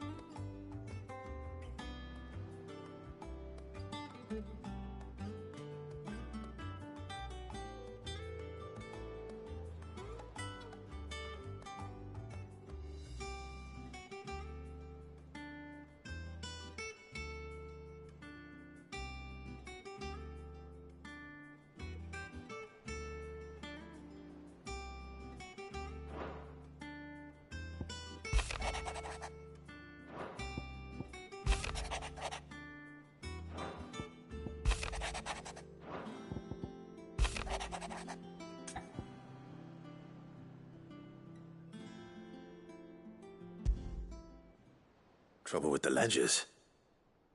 Shouldn't he be asking Otto for help?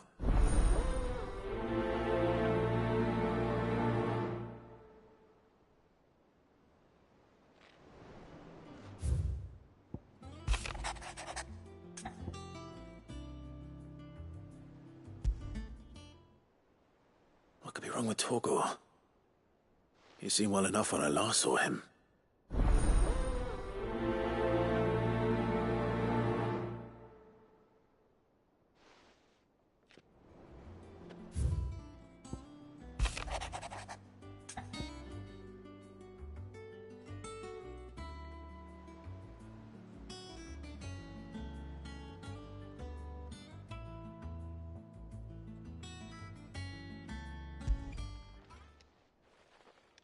Hopefully it's nothing.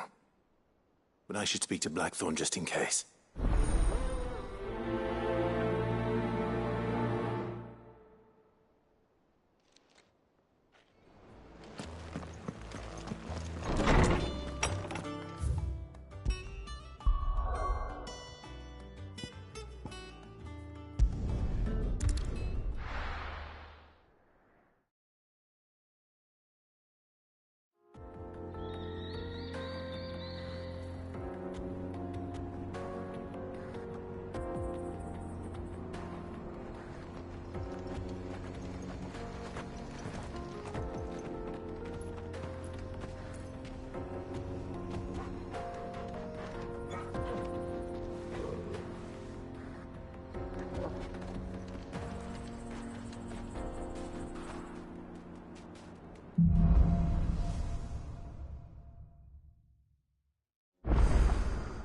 How are you feeling?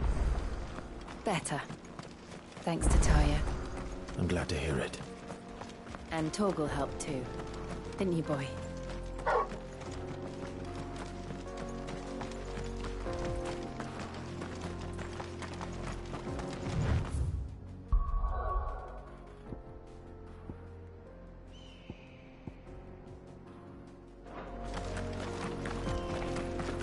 This used to be a trade route for merchants crossing the Scars, till the Republic laid a new road wide enough to let wagons pass, and all official traffic moved there. Leaving this one for those living outside the law. Indeed. I doubt we'll be the only outlaws on the trail today.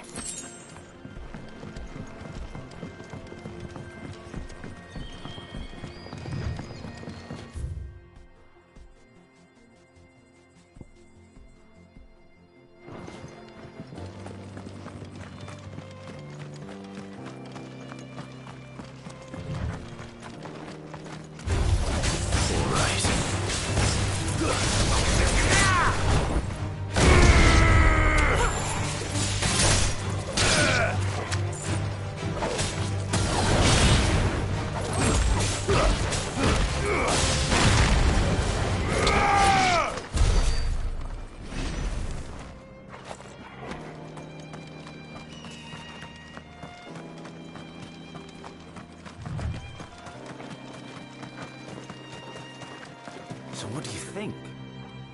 Really? It's as bad as that? Oh, aye. There's trouble up ahead. And two... I take it there's danger. Oh, what about this fearsome... Oh, no doubt.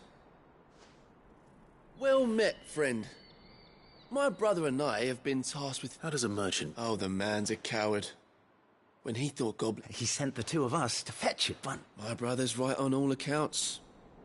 And by... We may have seen our share of action, true, but we've not got the skill in our... You, however, have the look of a man who needn't fear. Chances are they'll come for you either way. But... Well, if... You've clearly... We're lucky now. Hoping to make a heavy person, reckon he won't be forking over the rest of our fee if we don't fight. All right. Just... No. You just put an end to those bandits and point us...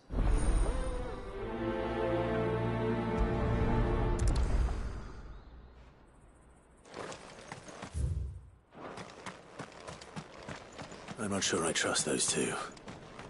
But if there are bandits lying in wait, I should probably take care of them. Look lively, you lot. We've got guests. These must be our bandits. And if you're finished...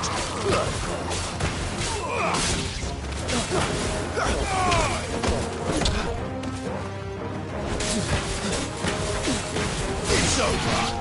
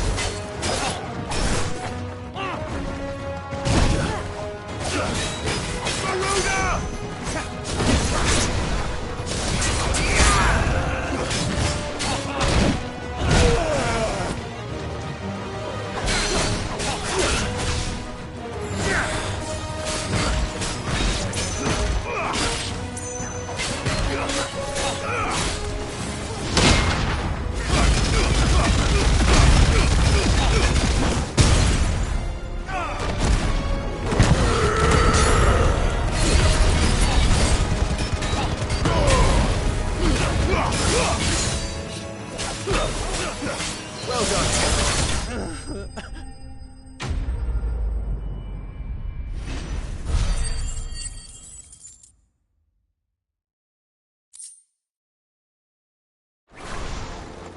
That's them dealt with.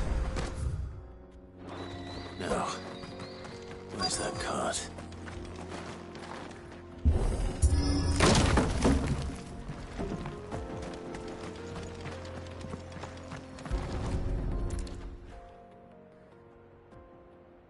Getting all of this out of here will... Seems we...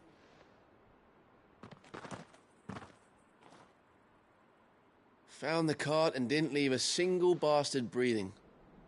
Our merchant friend will be delighted. And how exactly will he be getting his goods out of here? You leave that to us. After all, it'd be wrong to make such a fine warrior haul cabbages to market. You've done your part.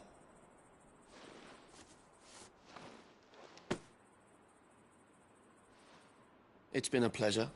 Now piss off. There's no need to be so rude, brother. What if we want his help again next time?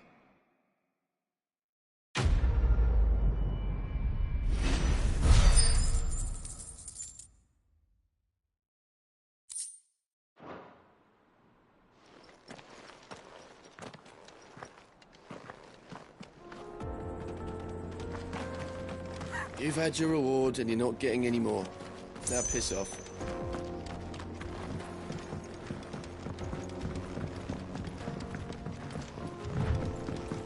I see the Dalnecs lag behind Rosaria when it comes to bridge building.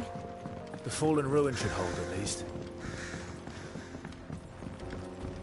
path continues on the other side.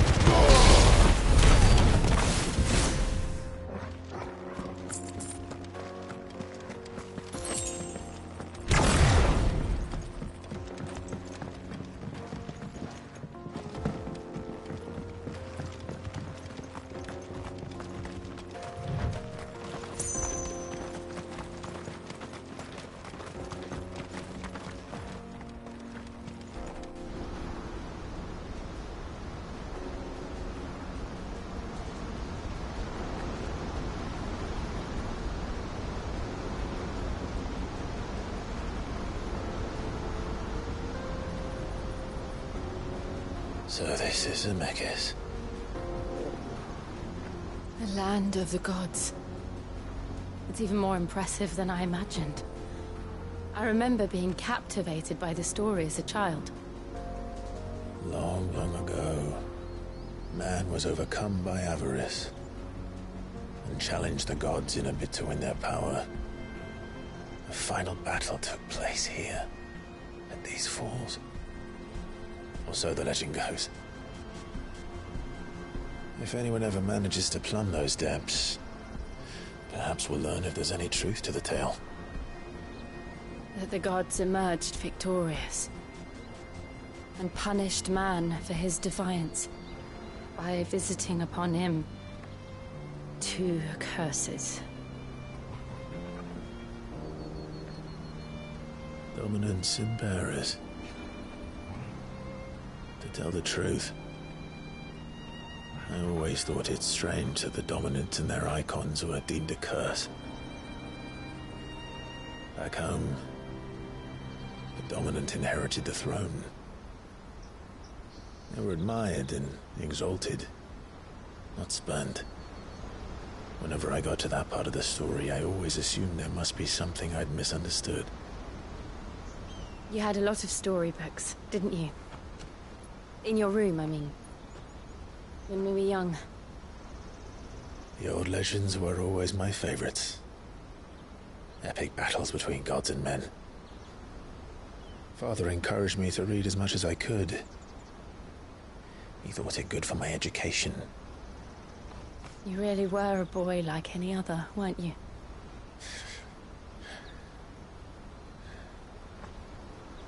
Just look at this place. It's enough to make you believe the legends are true. I know.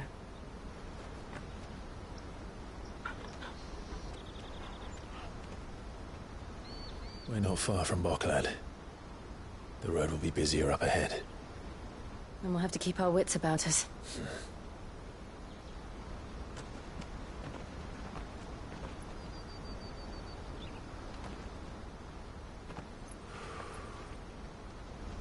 Clive? Something wrong? Nothing. It's nothing.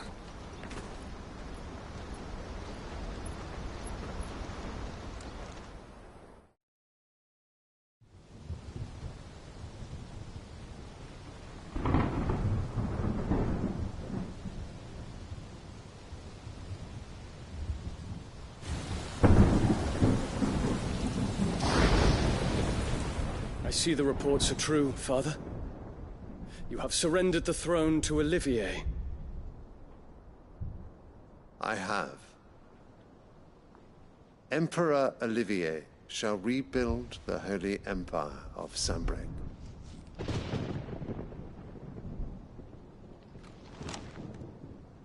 How is he to rule an empire? He is but a boy. I shall advise him until he comes of age. Father, please. Or for as long as I am able. The empire we seek to build needs young blood to rule it, and I can think of none better suited to the task.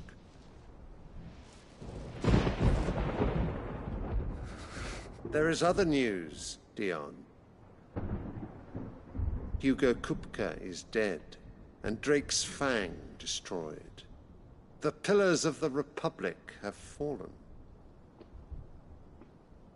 Ere long, the Imperial banner shall fly over every city in Storm. And then, Valisthea. All shall bow before their Emperor. Father, these are the words of a tyrant. They are the words of a god. The Emperor whom I gladly serve. Great Greeker, made flesh.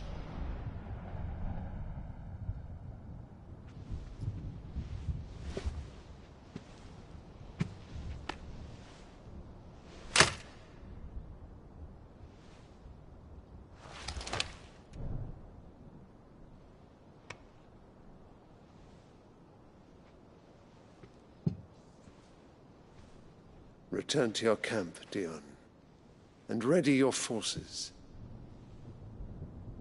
It is time to show the world the true power of Sanbreque. Father. I find you much changed. Is this truly the path you wish to tread? Or are these the ambitions of another? Of Ultima, perhaps? What nonsense is this? I speak my mind, and my mind only. Though I do owe Annabella thanks for reminding me of certain truths regarding the nature of nations, of rulers, and of the divine. You would trust the words of this traitress? She betrayed her country. She slew her husband. You have ever been an invaluable servant to Sanbreque, Prince Dion. I trust you will continue to serve your Emperor in the wars to come. The canker! Silence! Insolent wretch! You will bend the knee. All else is heresy.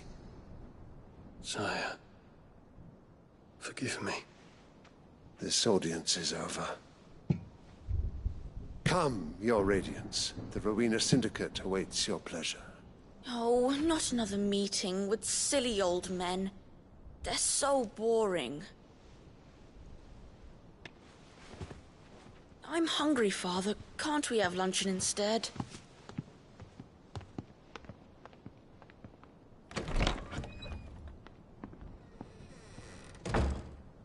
Does it pain you that you will not inherit your father's throne?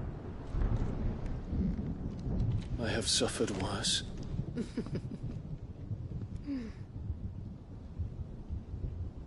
Count your blessings, Dion. For a base-born child to be chosen by Bahamut is miracle enough.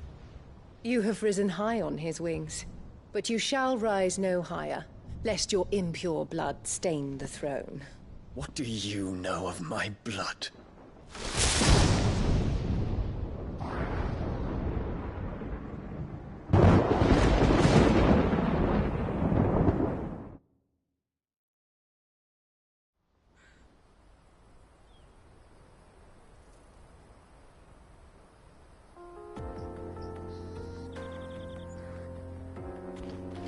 The Boklab markets are to the north. We just need to hug the coast.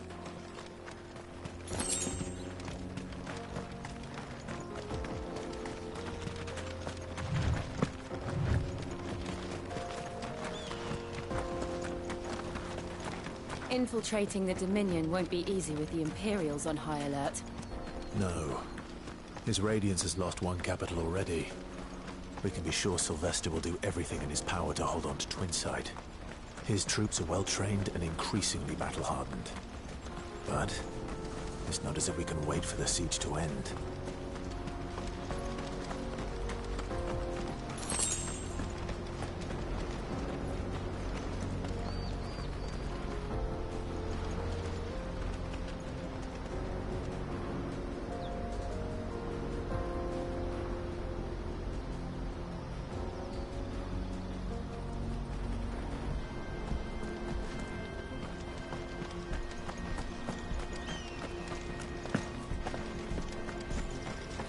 Not much further to Baghdad now. Good.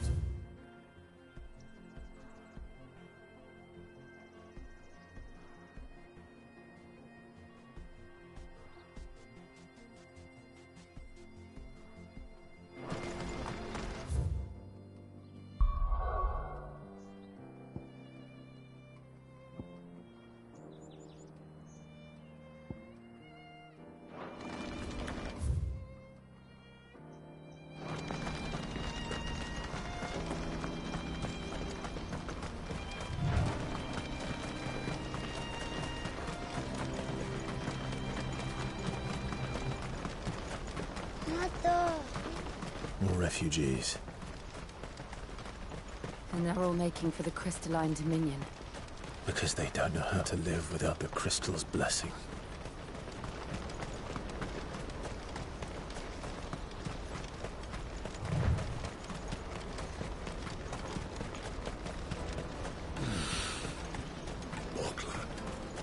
There are no crystals here. This is where we're supposed to meet Goots, isn't it? That's right.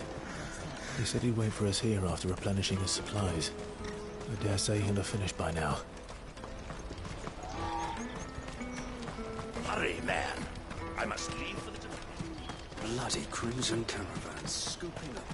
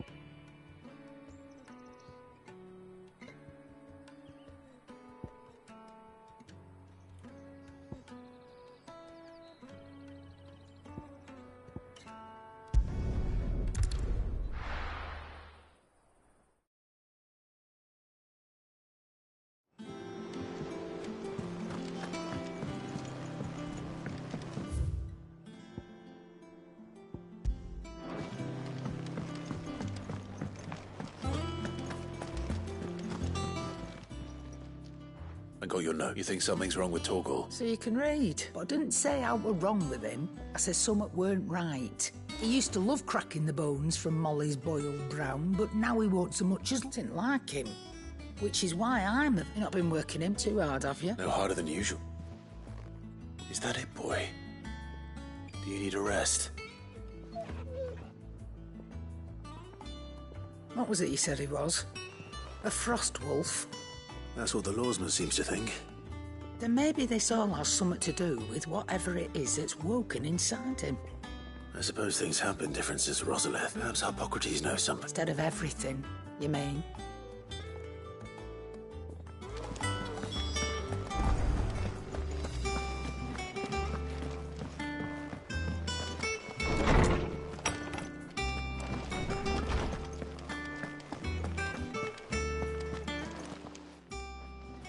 Oarsman, I need to ask you about Torgal.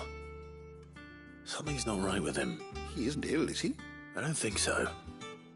But according to Lady Karen, he seems to have lost his appetite, which is certainly a new development. She says he's hardly been touching his bones of late, and she believes it may have something to do with what happened at Rosalith Castle. I rather think she might be right, though not about his appetite. All canids are instinctively inclined to crack open bones for the rich marrow that resides within, and I see no reason why a frostwolf should be any different. Accordingly, I suspect it is not a lack of appetite that afflicts Torgal, but a surfeit of it. If we assume that his newfound magics require additional nourishment to sustain, it may well be that the bones Lady Karen is accustomed to providing are no longer sufficient. Frostwolves, after all, habitually prey upon far larger animals, whose bones may yield altogether different nutrients. As to where one might find a suitable substitute, some antelopes that graze the meadows of eastern Rosaria have been known to grow to a size more than double that of their lesser cousins. I don't recall ever seeing any that large. And little wonder. The oldest and largest such creatures rarely leave the safety of the highlands for fear of predators. The last elder antelope sighting I recall hearing about took place near Cressida, and that was long before the village was abandoned. Even so, it seems like a good place to start. Good hunting.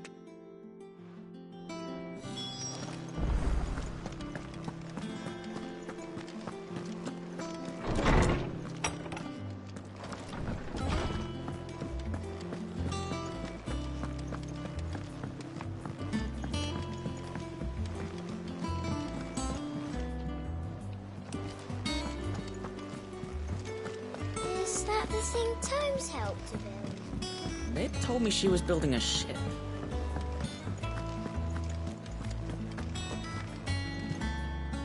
Clive, did you get my letter?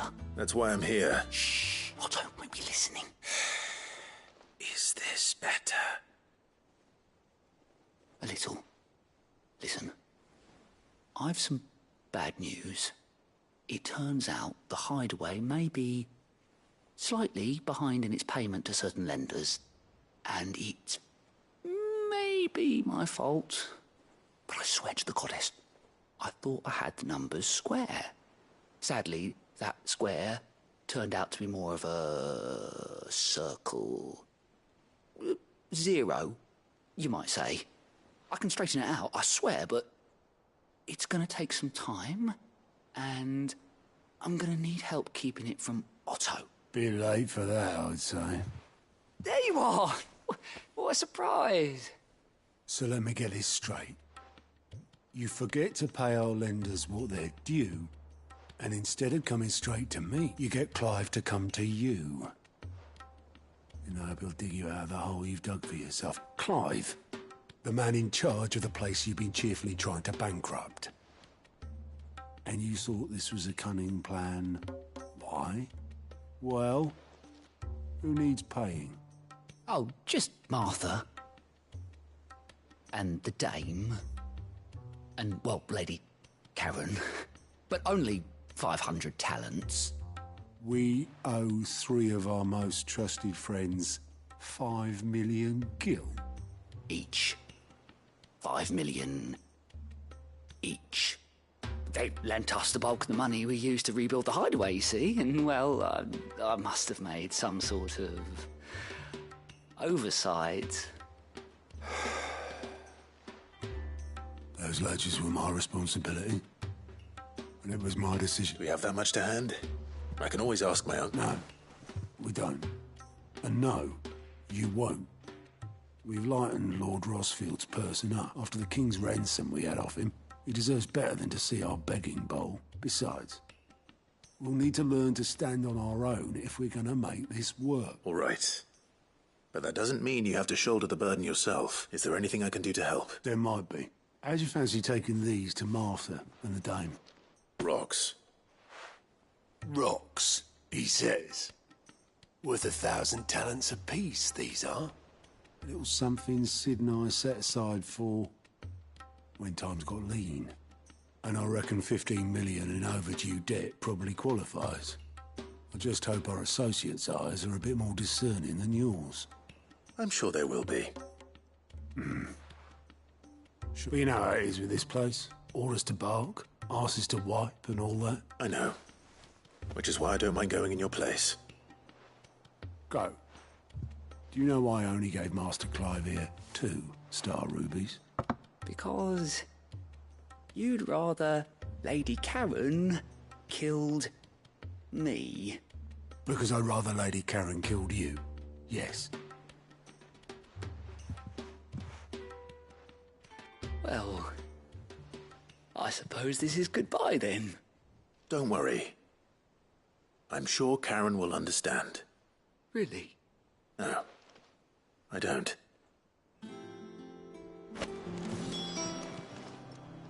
Oh, I wasn't expecting you back.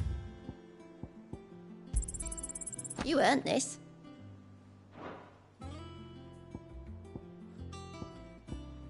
Best of luck out there, Sid.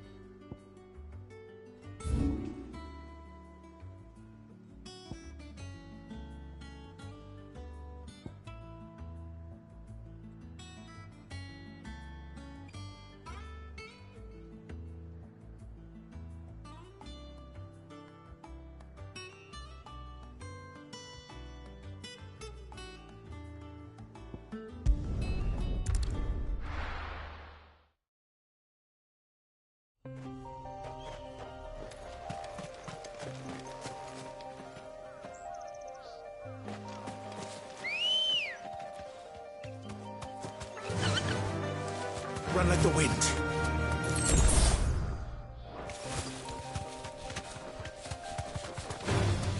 Time to fight.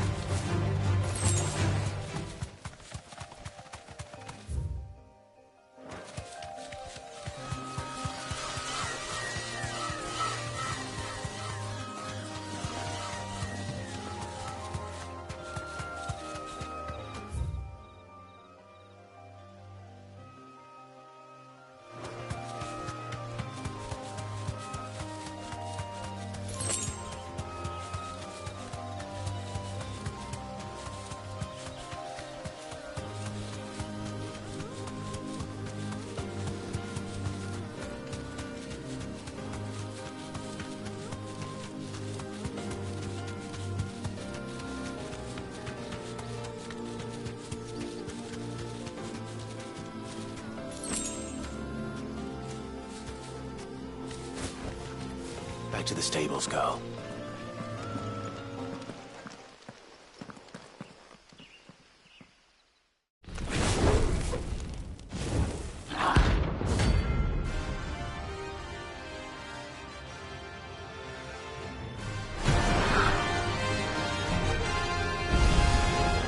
Look what we have here. Greetings, Your Majesty.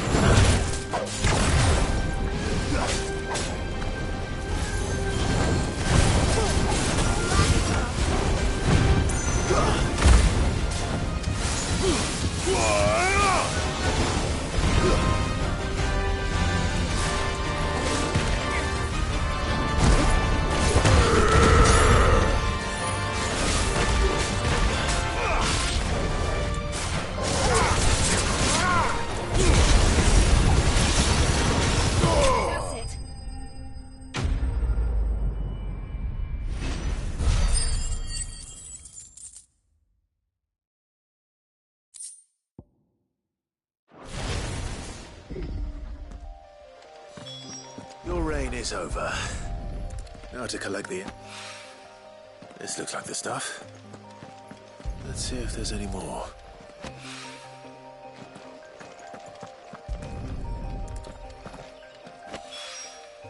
That should do it. If the wine needs more than this, he can fetch it himself.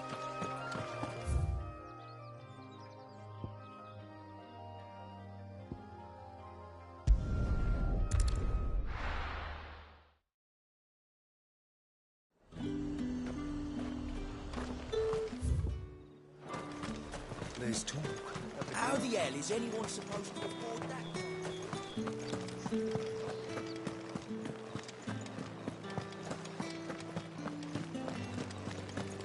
Did you hear?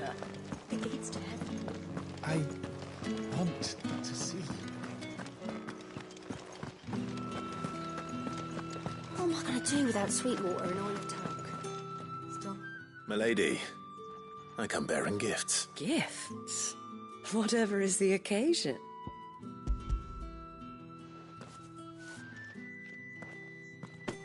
Oh my. Clive, you really have outdone yourself. Otto asked me to give it to you, to settle the Hideaway's debt with the Veil, and to compensate you for the time it took us to do so. You disappoint me, Clive. I thought you might finally be warming to me. Tell Otto he can keep his baubles. I tried to tell him as much the first time around. The man owes me nothing. Nor does the Hideaway. My contribution to the restoration effort was made freely and willingly. It was the least I could do. You once told me Sid did you a kindness. I'd like to do the same. Please, accept it. For my sake. And for Otto's. For all of us. For all you've done. It is rather fetching, isn't it? Very well. Otto is lucky to have you, Clive. I doubt anything could ever replace his son. But you and the others at the Hideaway are the closest thing he has to family. Otto had a son. Long ago, yes. Sid told me Otto lost him when he was just a boy, and blamed himself for not being able to stop it. I don't know how it happened, whether there was anything he could have done, but it was clear that it weighed heavily on him. I didn't know. How could you have? I doubt anyone did. Besides Sid, I've never met a man more keen to bear his sorrows in stoic silence. An ill habit, given that both have always been surrounded by friends desperate to help them. I'm beginning to see that.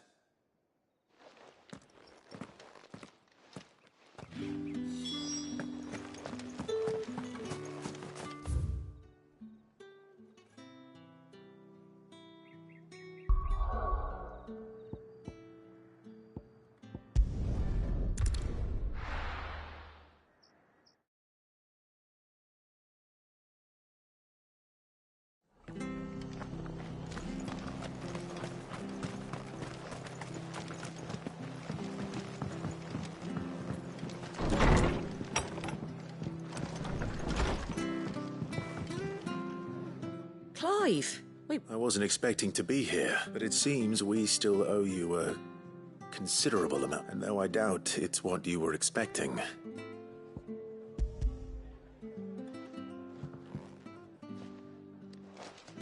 A star, Ruby? I can't accept this. It's worth at least twice what you owe me. More if you can find yourself the right buyer. Think of the difference as interest. Interest? If word got out I charged that much, no one would ever borrow from me again. Anyway, why are you the one here asking me about this? I'd have expected Otto. Bit much sending the Lord Marquis out to settle your debts, isn't it?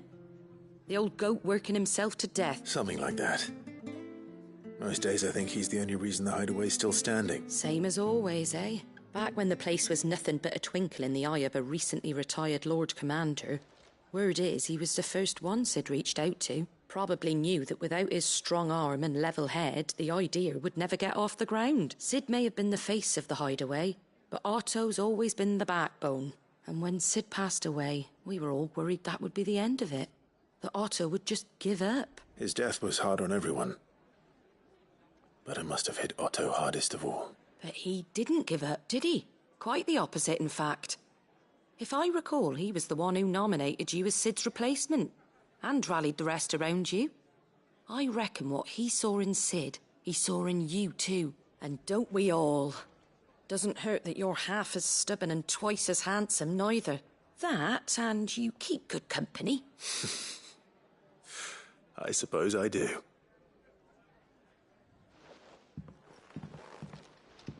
Go will want to know the stones were delivered. If he's still with us.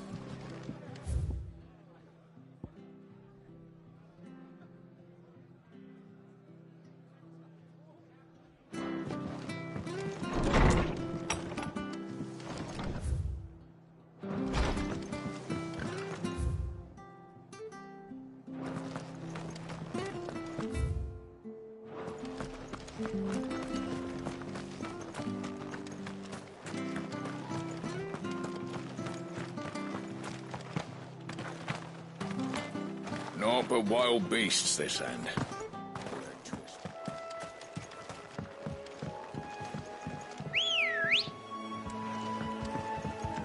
Come on.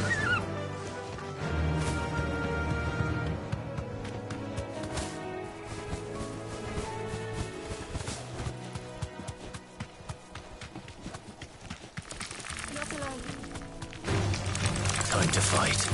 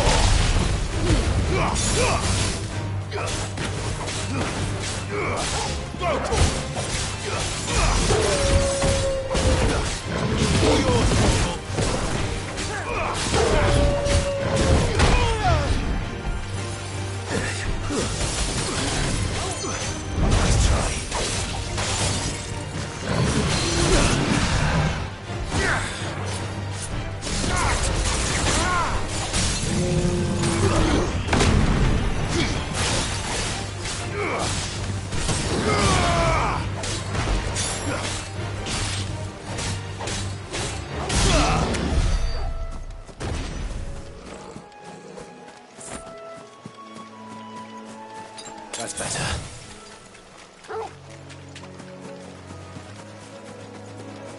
Well, it's certainly quiet. If I were a giant antelope, it would seem like just the place.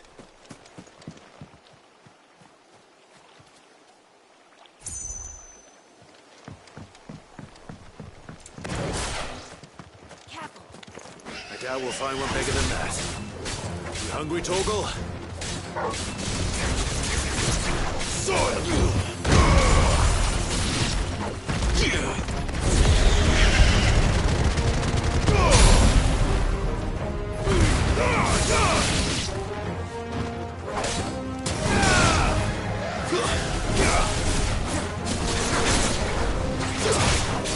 You lose.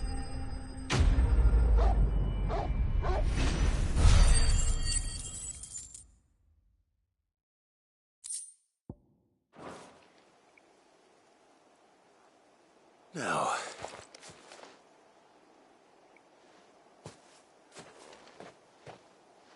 Will it be enough, I wonder?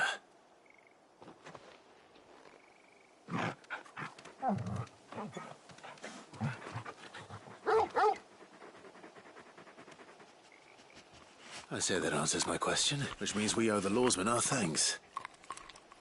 You're just a big puppy, aren't you? A very big puppy.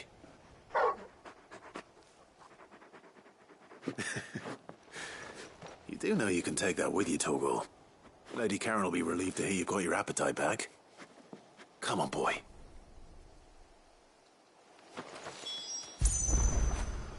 That would feel good, boy.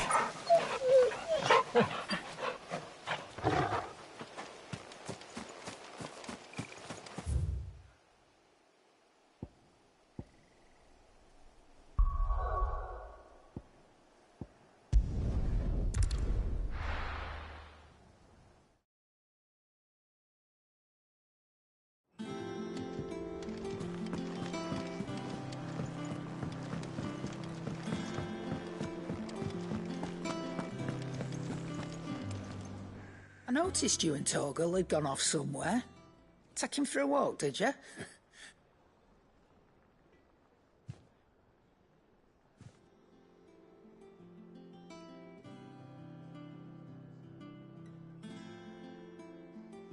So, Molly's leftovers weren't good enough, eh?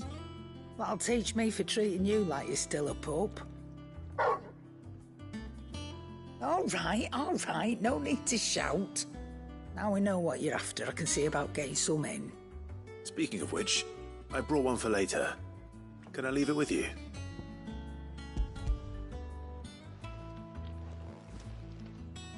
You can, aye. I'm nice like that. In return, you can thank Tomes for me. The bloody know-it-all. I was just on my way to see him.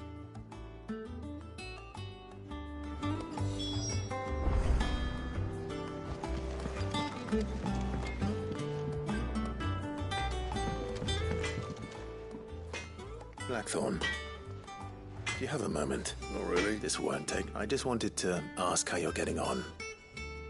August was worried about you, and you might still be doubting your craft, even after learning the trick of that cuirass.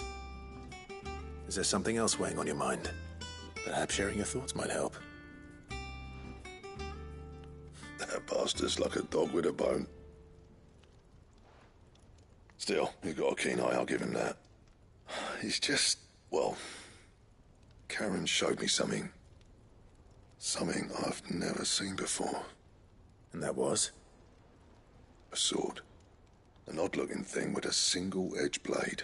The metal itself wasn't anything to write home about, but fuck, you could slice a man clean in two with a weapon like that, and he'd be halfway home before he even realised he'd been cut. So that's what's troubling you? Nah. Not troubling me exactly. More distracting. Can't stop thinking, how do you get an edge that sharp? It's driving me mad. And if you knew how to do it, we could arm the curse breakers with even...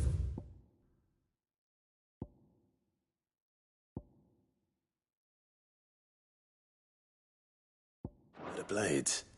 That's about the size of it, yeah. I'll see what I can find out. Sharper swords are always welcome. And we can't have our master blacksmith being distracted. You're a soft touch, you. I can't say I'm not grateful for it. Thank you. Let's see what Karen knows about.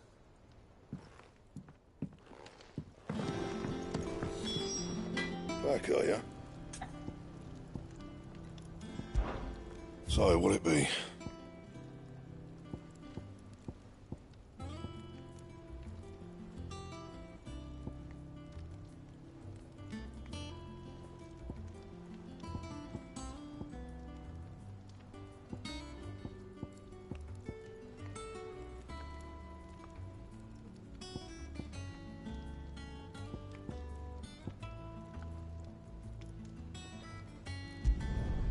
Not bad, if I do say so myself.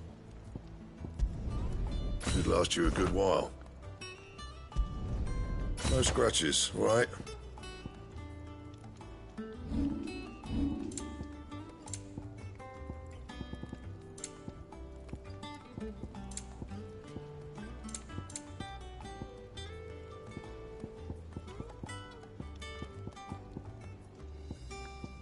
And how am I meant to do that then?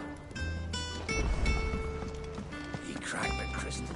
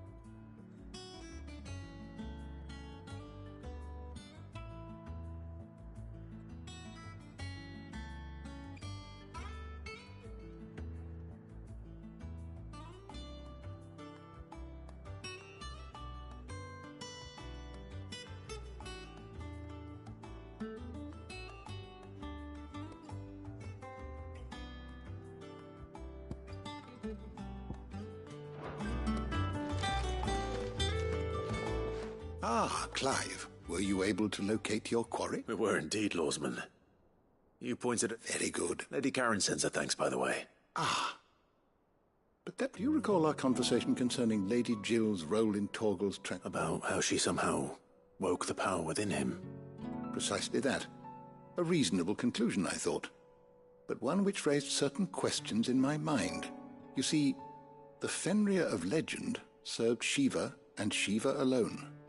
And while the powers attributed to him are certainly impressive, the records imply they are somewhat different in nature to those you described Torgal as having used. What are you suggesting? That Torgal may be the beneficiary of more than one icon's power.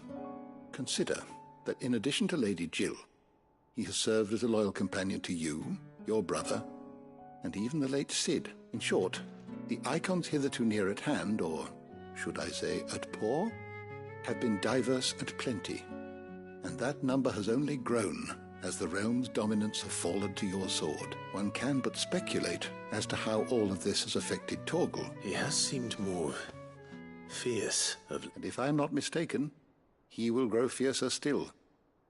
We are fortunate indeed to be able to count him amongst our allies and not our adversaries. Oh, he's more than an ally. He's a friend.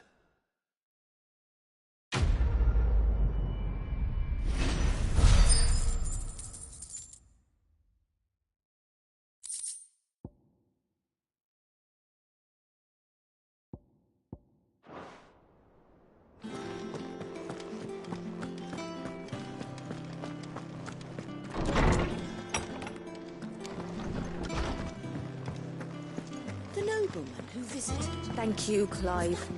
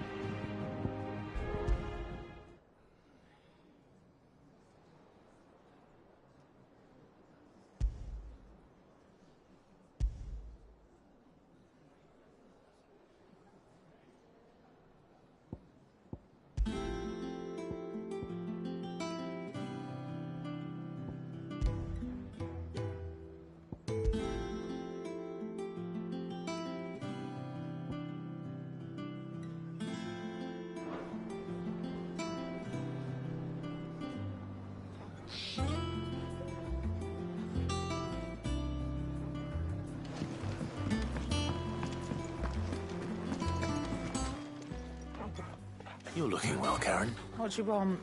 Out with it. I want to know about the sword you showed Blackthorn. Running up. I suppose Little wondrous. There's not many like that make it as far as which made it nice and easy. Can you tell me who bought it? You think I tell people? I suppose you're not likely to go fine.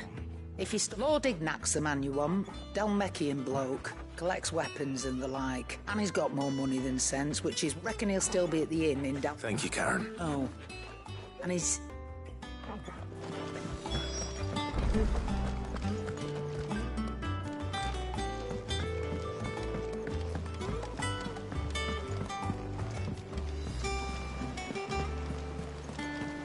Is that the thing Tomes helped to build? Mid told me she was building a ship.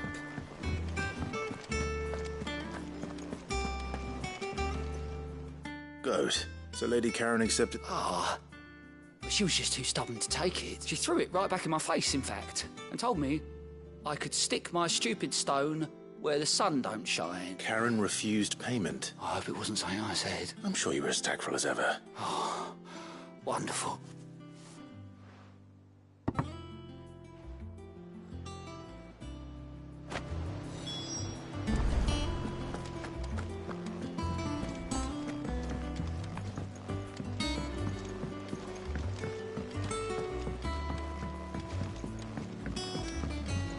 I don't know where Sid gets the energy.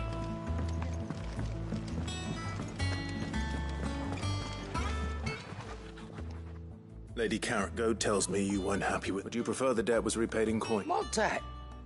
I don't recall lending any of you lot me hard-earned gil. I may have tossed a talent or two in the Hideaway's coffers, but those were donations. And you can hardly call it charity if you go asking for it back. Of course not. But one good turn deserves another.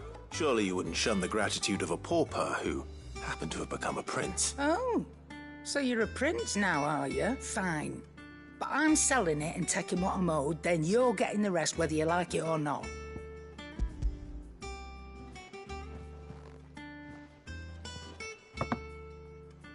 Where'd you even get this? A decent trader might nab 1,000 talents for a star ruby. A canny one, meanwhile, might claim it were nicked from the belt of Sid the Outlaw himself and ask twice as much. Might be I already have a buyer in mind. Might be you even know her. A fine continental maid whose beauty's only eclipsed by a guile in commerce. You wouldn't mind, would you? Not at all. Just be sure to tell her that it's always a pleasure doing business.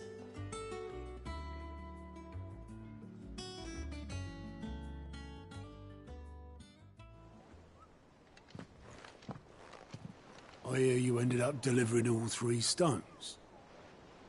Thanks to this lump, I sometimes wonder what I pay you for. Speaking of which, I still haven't been paid last month's wages. Oh, so you remember what's owed to you then? Get your ass behind that disc of yours and don't get up before those ledgers are square. Right away.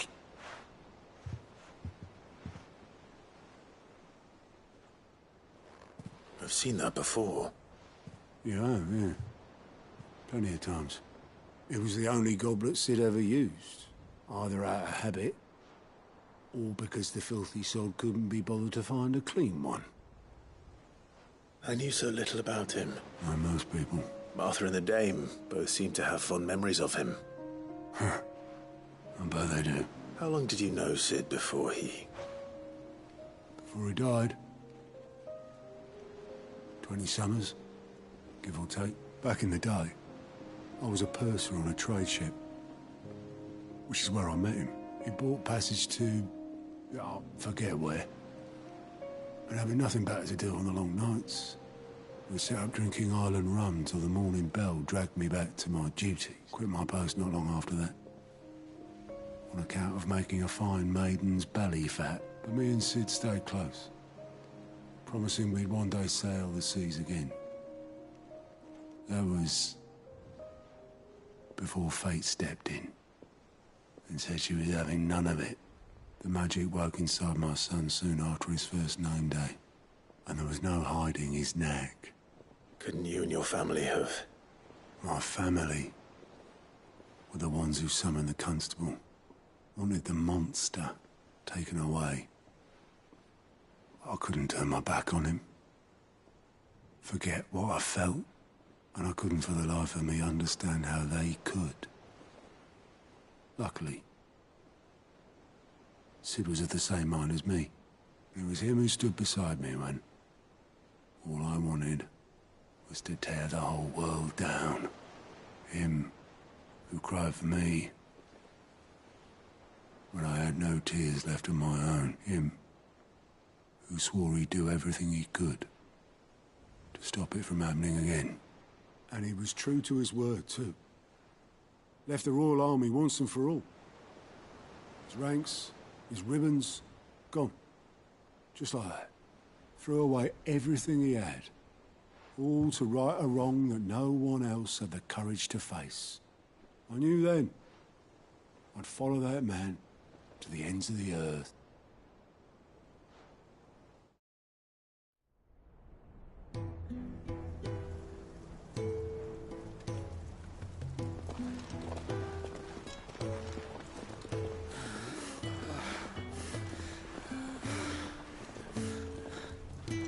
He was always too clever for his own good, was Sid. Saw the world for what it really was, while the rest of us were content to go along with the lie we were shown. And it can't have been easy, bearing that burden alone.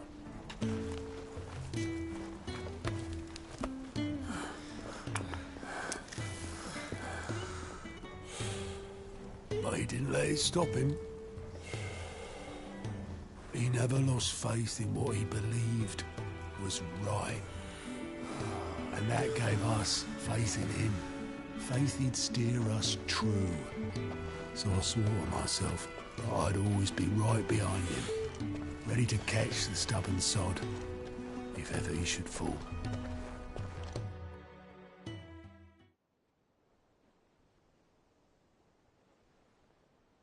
But I couldn't even do that.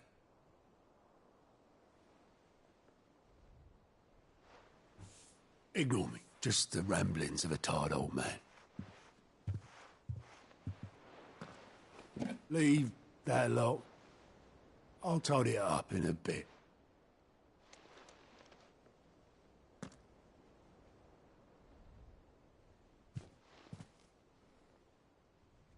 This is Sid's handwriting.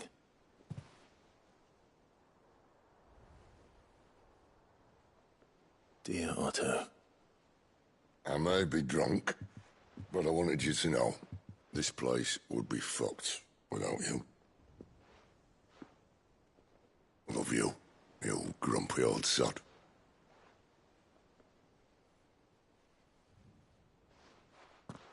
This note. Hmm? What about it? Sid was right. Without you, we'd all be lost.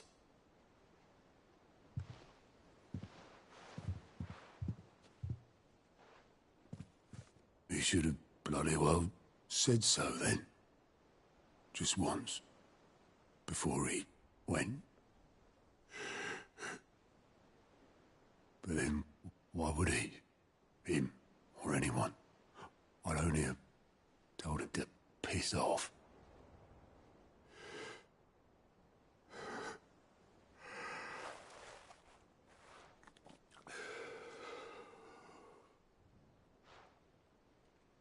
You're wrong, though. Both of you.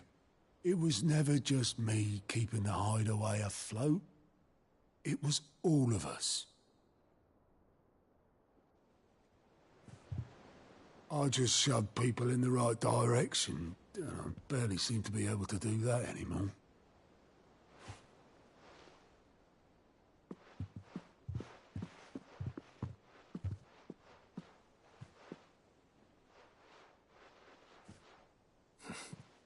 Would you rather go at the helm? Well, maybe I've got a few more years left in me. I'm going to hold you to that, Otto. Before you go, Sid would have wanted you to have this. But that's... This'll do me just fine.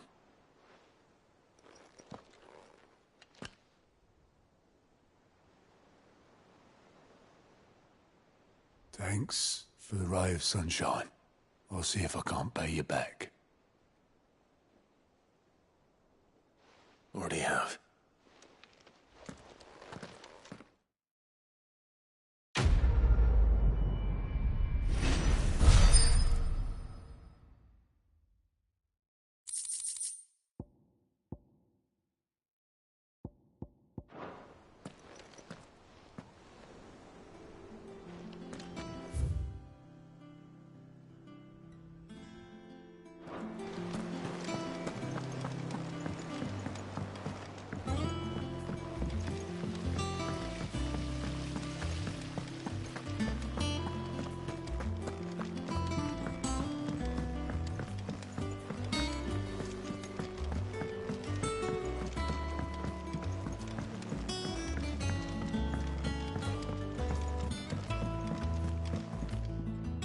All right there, Sid? How's that hunt for the bomb ash going? I have it here.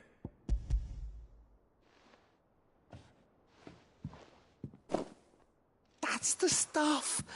And plenty of it, too. Enough to keep the Olympic bubbling away for a good old while. You're a gent, Sid. Let nothing say otherwise. Right then. Let's get this contraption up and running.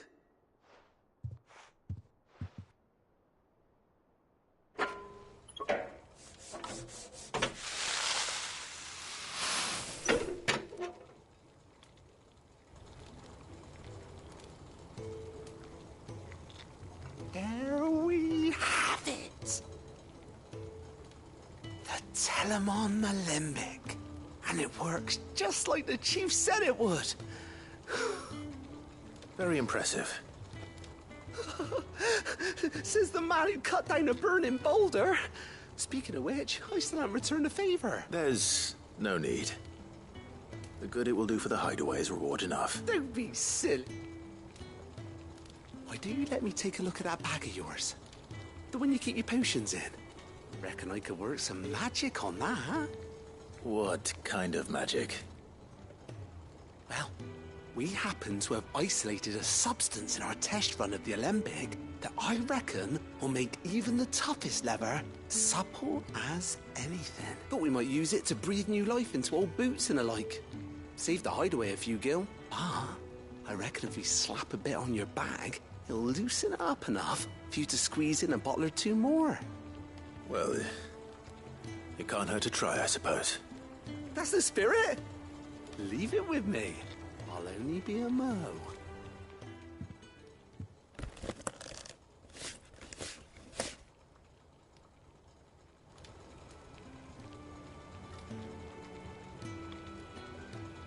Well, what do you reckon?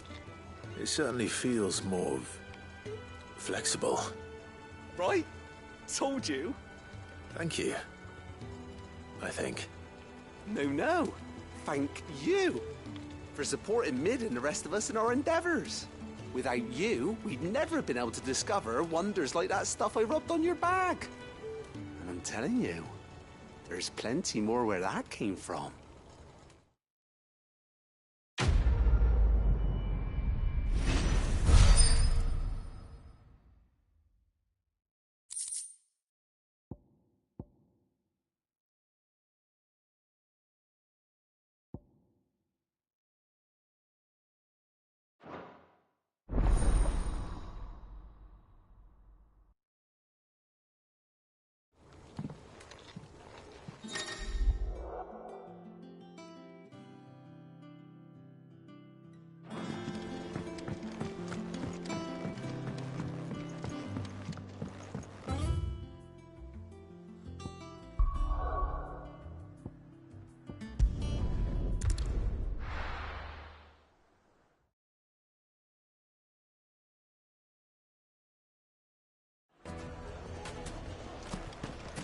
People take notice of wealthy men.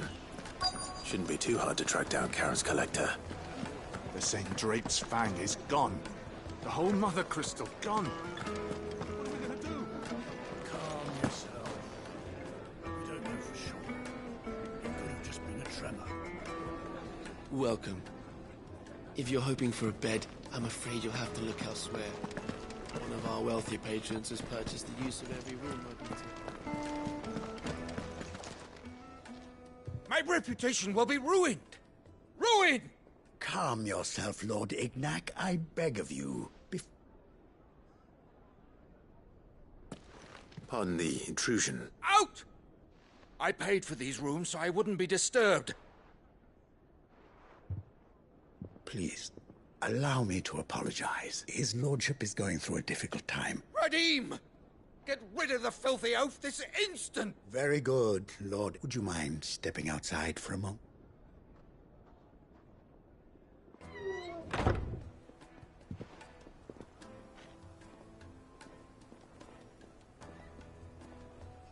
I'm sorry if I've caused you any trouble. That? Oh, no. That's just how his lordship is. Though the morning's events have left him somewhat fractious. He's been dispossessed of his luggage, you see. The thieves also made away with a considerable amount of coin. Coin the innkeeper will soon be keen to collect. I don't suppose a certain blade was among the stolen items. A single-edged sword. It was purchased from a merchant friend of mine. Ah, you know Lady Karen. Yes, I'm afraid it was. Then I'll retrieve Lord Ignac's luggage. But I have one condition. You have but to state it. You are welcome to anything that is within my power to grant. I want an audience with Lord Ignac. A few minutes should be enough. Then I'll be on my way. A condition I would be a fool to refuse. Of course, you shall have your audience. I don't suppose you saw where the thieves went? I did not, no. Though some discreet inquiries made on his lordship's behalf mean that I know where you might find them. The bandit's bed. Every ill-gotten coin in Dalamil is said to pass through that disreputable corner of the Valcroy. And that's where I'm heading.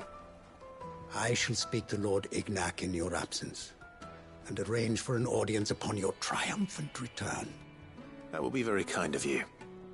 Farewell, and best of luck.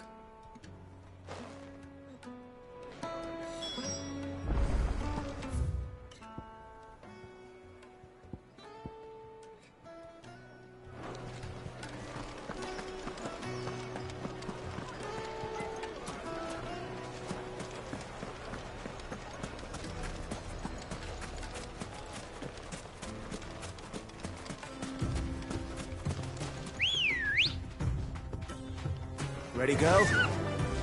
Yeah!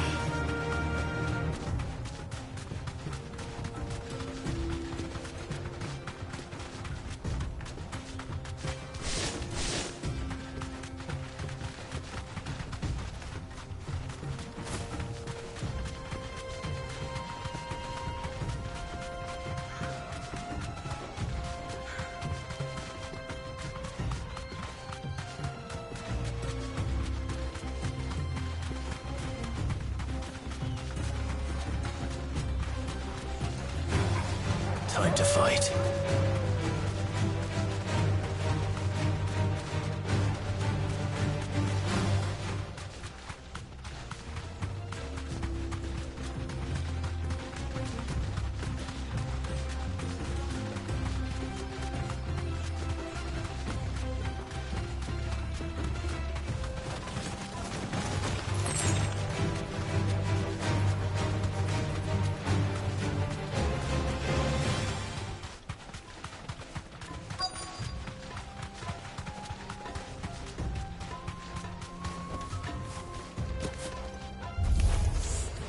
Got company!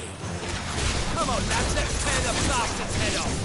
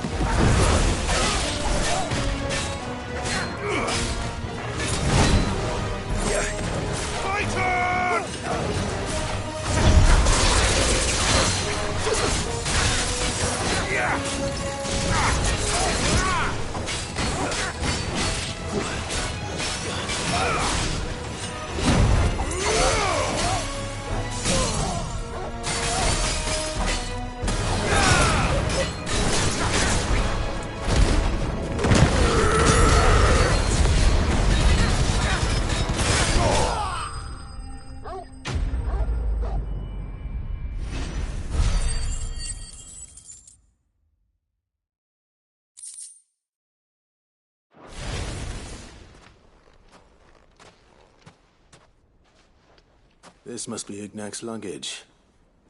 Nothing seems to be damaged. All right. Let's get it back to Dalamel.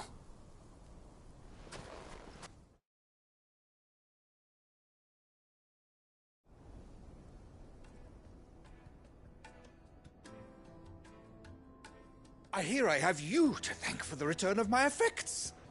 What shall I call you, my good man? Wyvern. Glad to make your acquaintance. A formidable name indeed.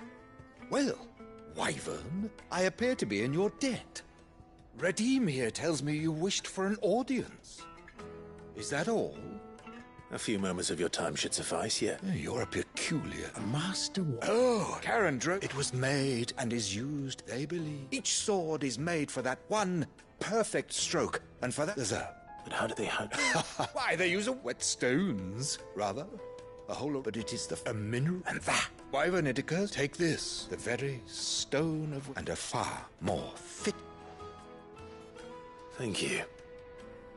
Pardon the intrusion, my lordship. However, it is long past time we prepared ourselves to depart. So it is. I am locked in bitter competition with a rival collector of curiosities.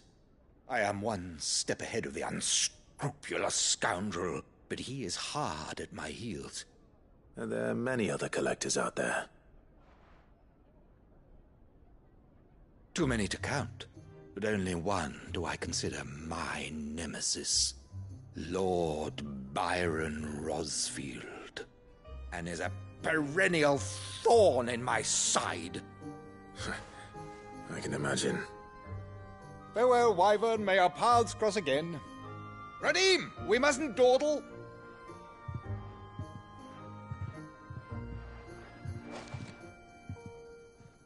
I think his lordship is rather taken with you, Master Wyvern.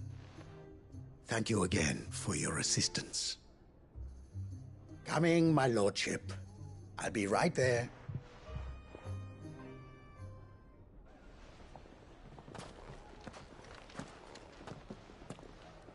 Trust Uncle Byron to find such an interesting rival.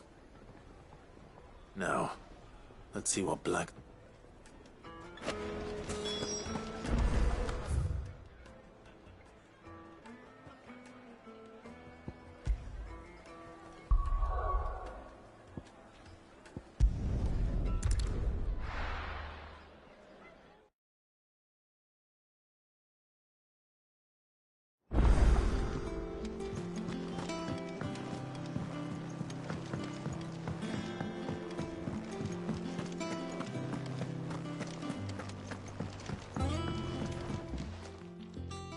Sorry for the wait, but hopefully you'll agree it was worth it. You learned something about that sword, then? I did better than that.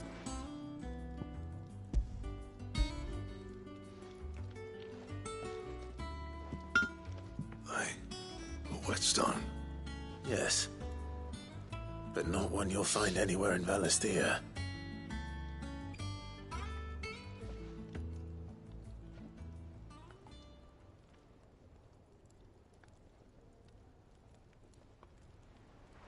No wonder I couldn't get the same finish on the grinding wheel.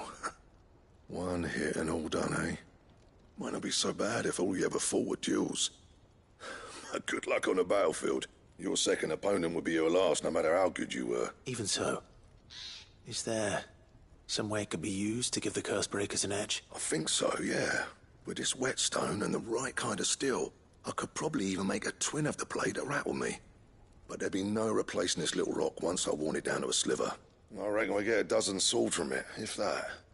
Swords that the curse breakers wouldn't know how to wield properly, and that would see them through a single fire piece. Nah, no point trying to copy that thing. Be about as much use as a wax anvil. But finishing our blades with a whetstone this fine, now that's something to consider. And what's finer than fallen masonry, eh? Or more hard-wearing, for that matter. Just imagine it. Good Valisthean steel with an edge as sharp as any found in the Outer Isles. I won't make a copy, nah. I'll make something much better. I'm sure the curse breakers will be delighted. Just don't push yourself too hard. Don't you worry about me, sunshine. I've been working day and night since I was half your age. and I'll still be here when you're long gone. Hey, thanks, Clive. I mean it. I owe you one. August too. It's good to know someone's looking out for me. He'll be happy to hear you said that. And I'll see that my debt to you's paid. First new blade I make's got your name on it. You come and find me when you've got the materials. All right. I will.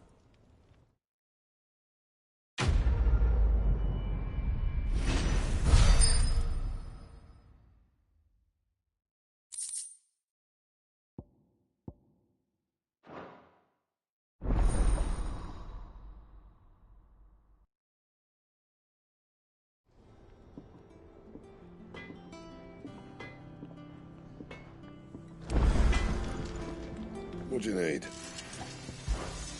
What do you want?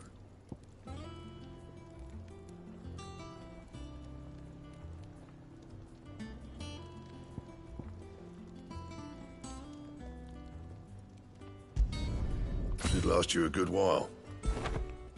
That it? Fine. You cracked the crystal too? You joking?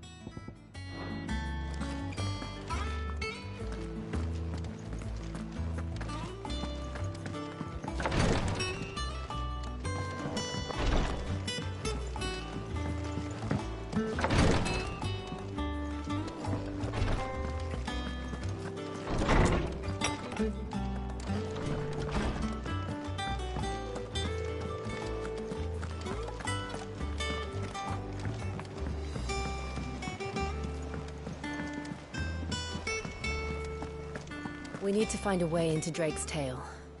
And we will. Together, this time.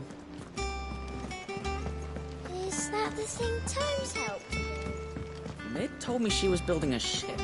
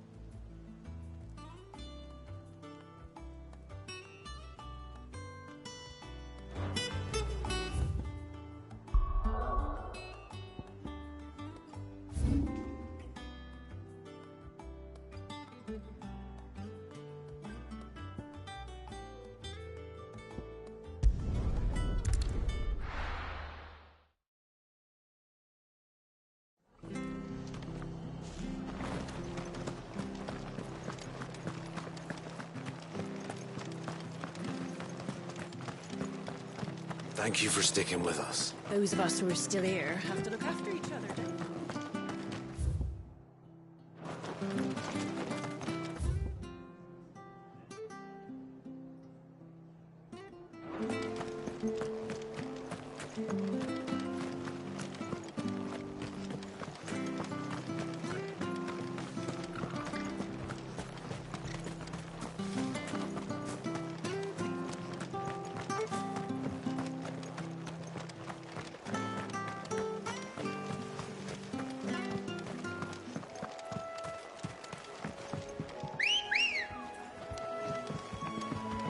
Good girl. Faster!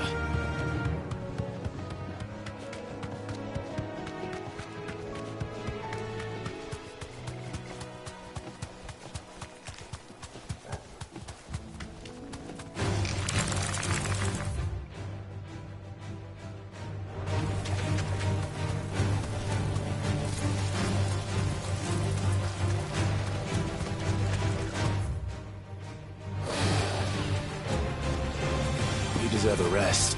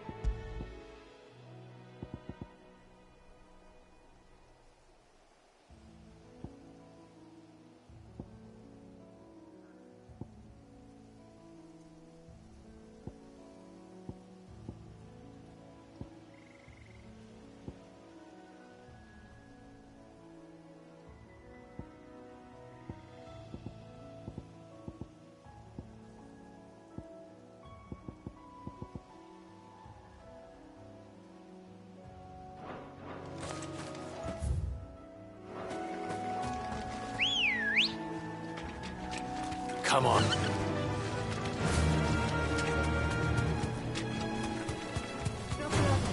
All right. Be safe. Fire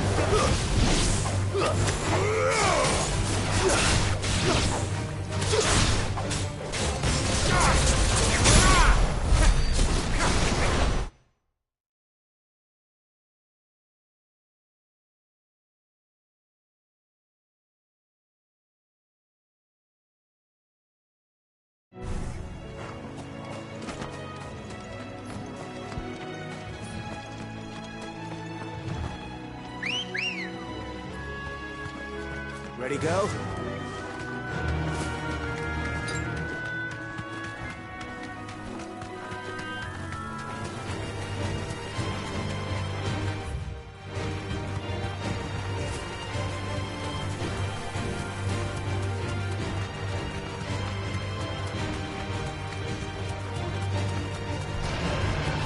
Straight home now.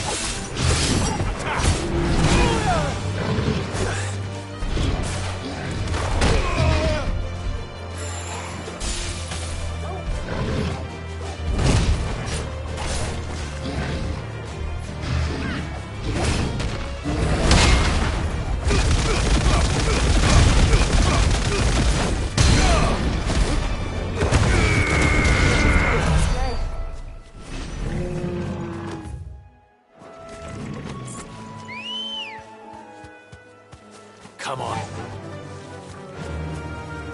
Yeah!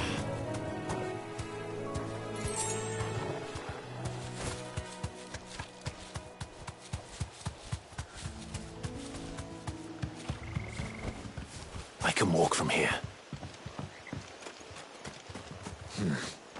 Not here.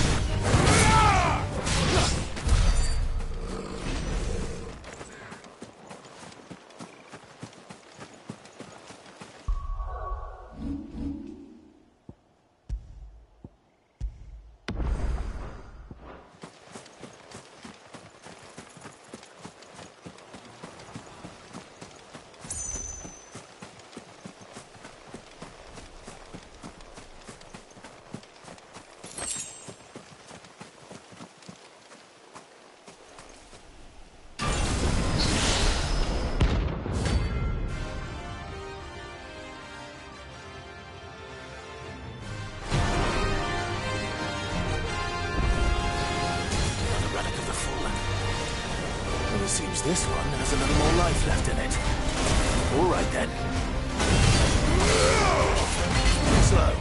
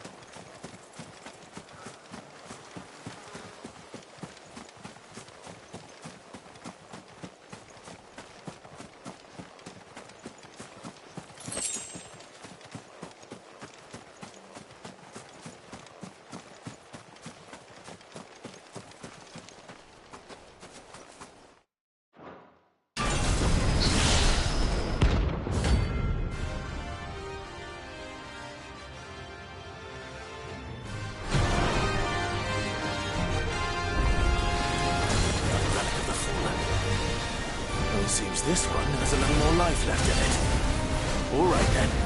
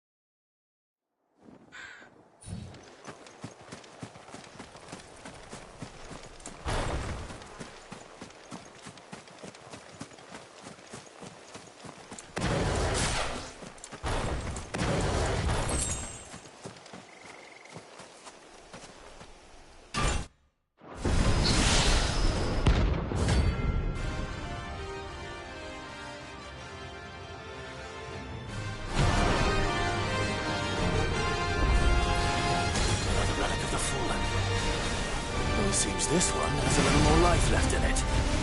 All right then.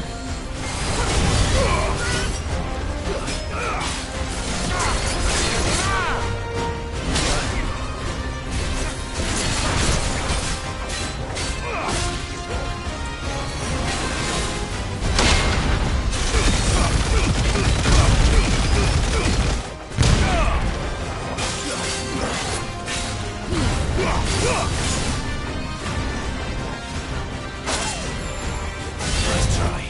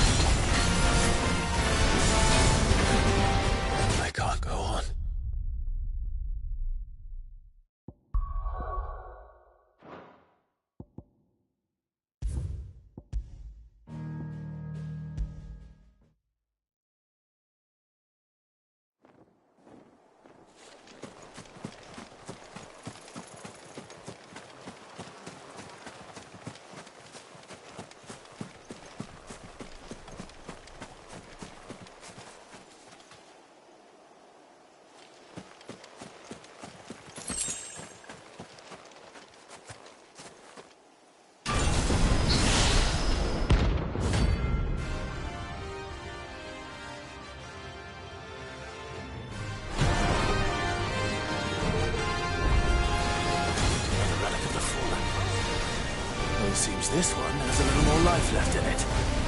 All right, then. There's a good boy.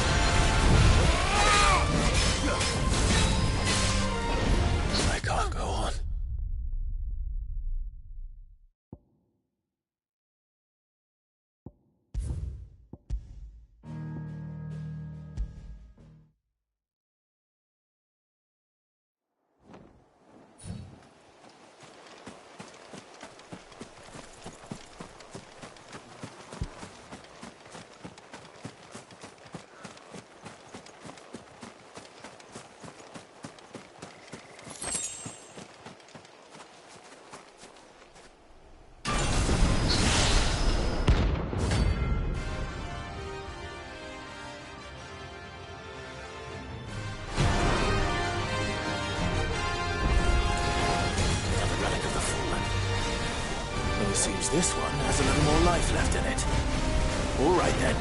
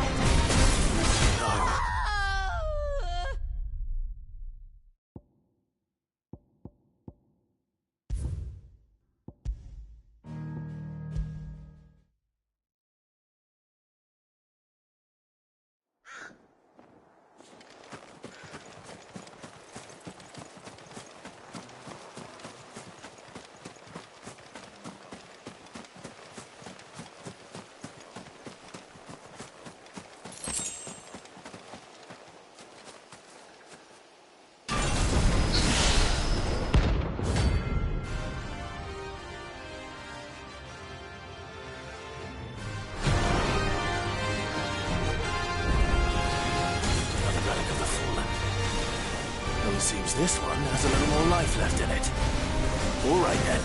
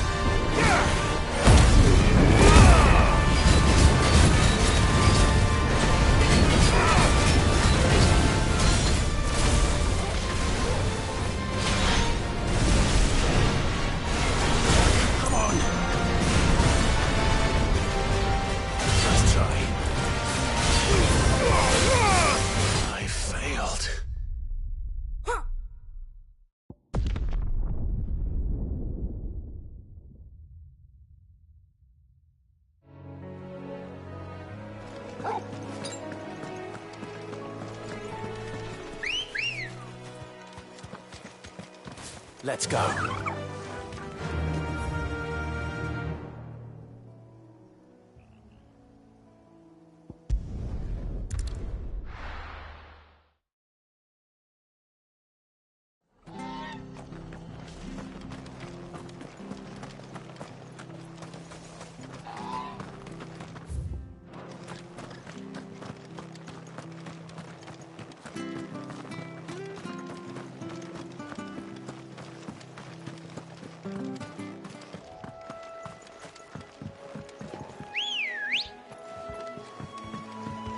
Let's go.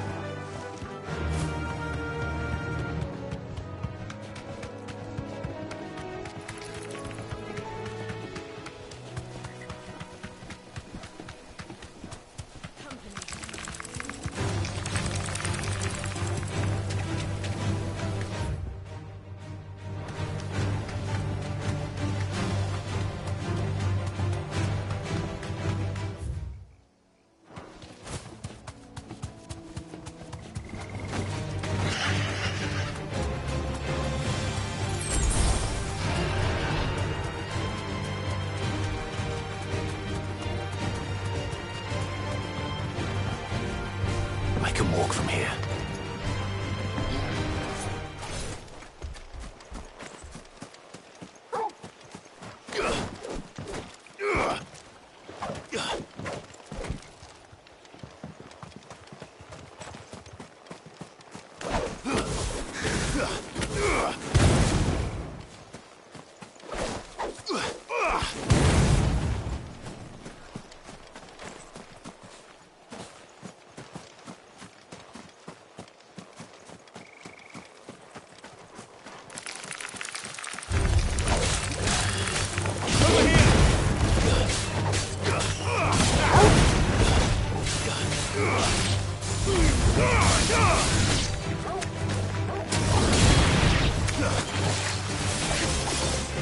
It's over!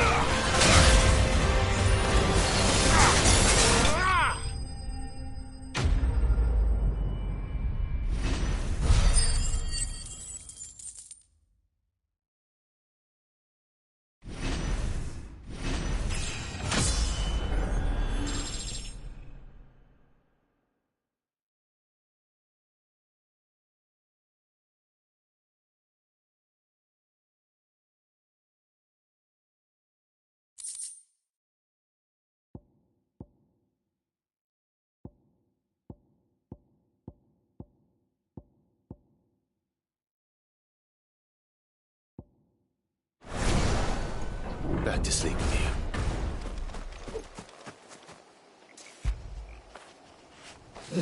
you.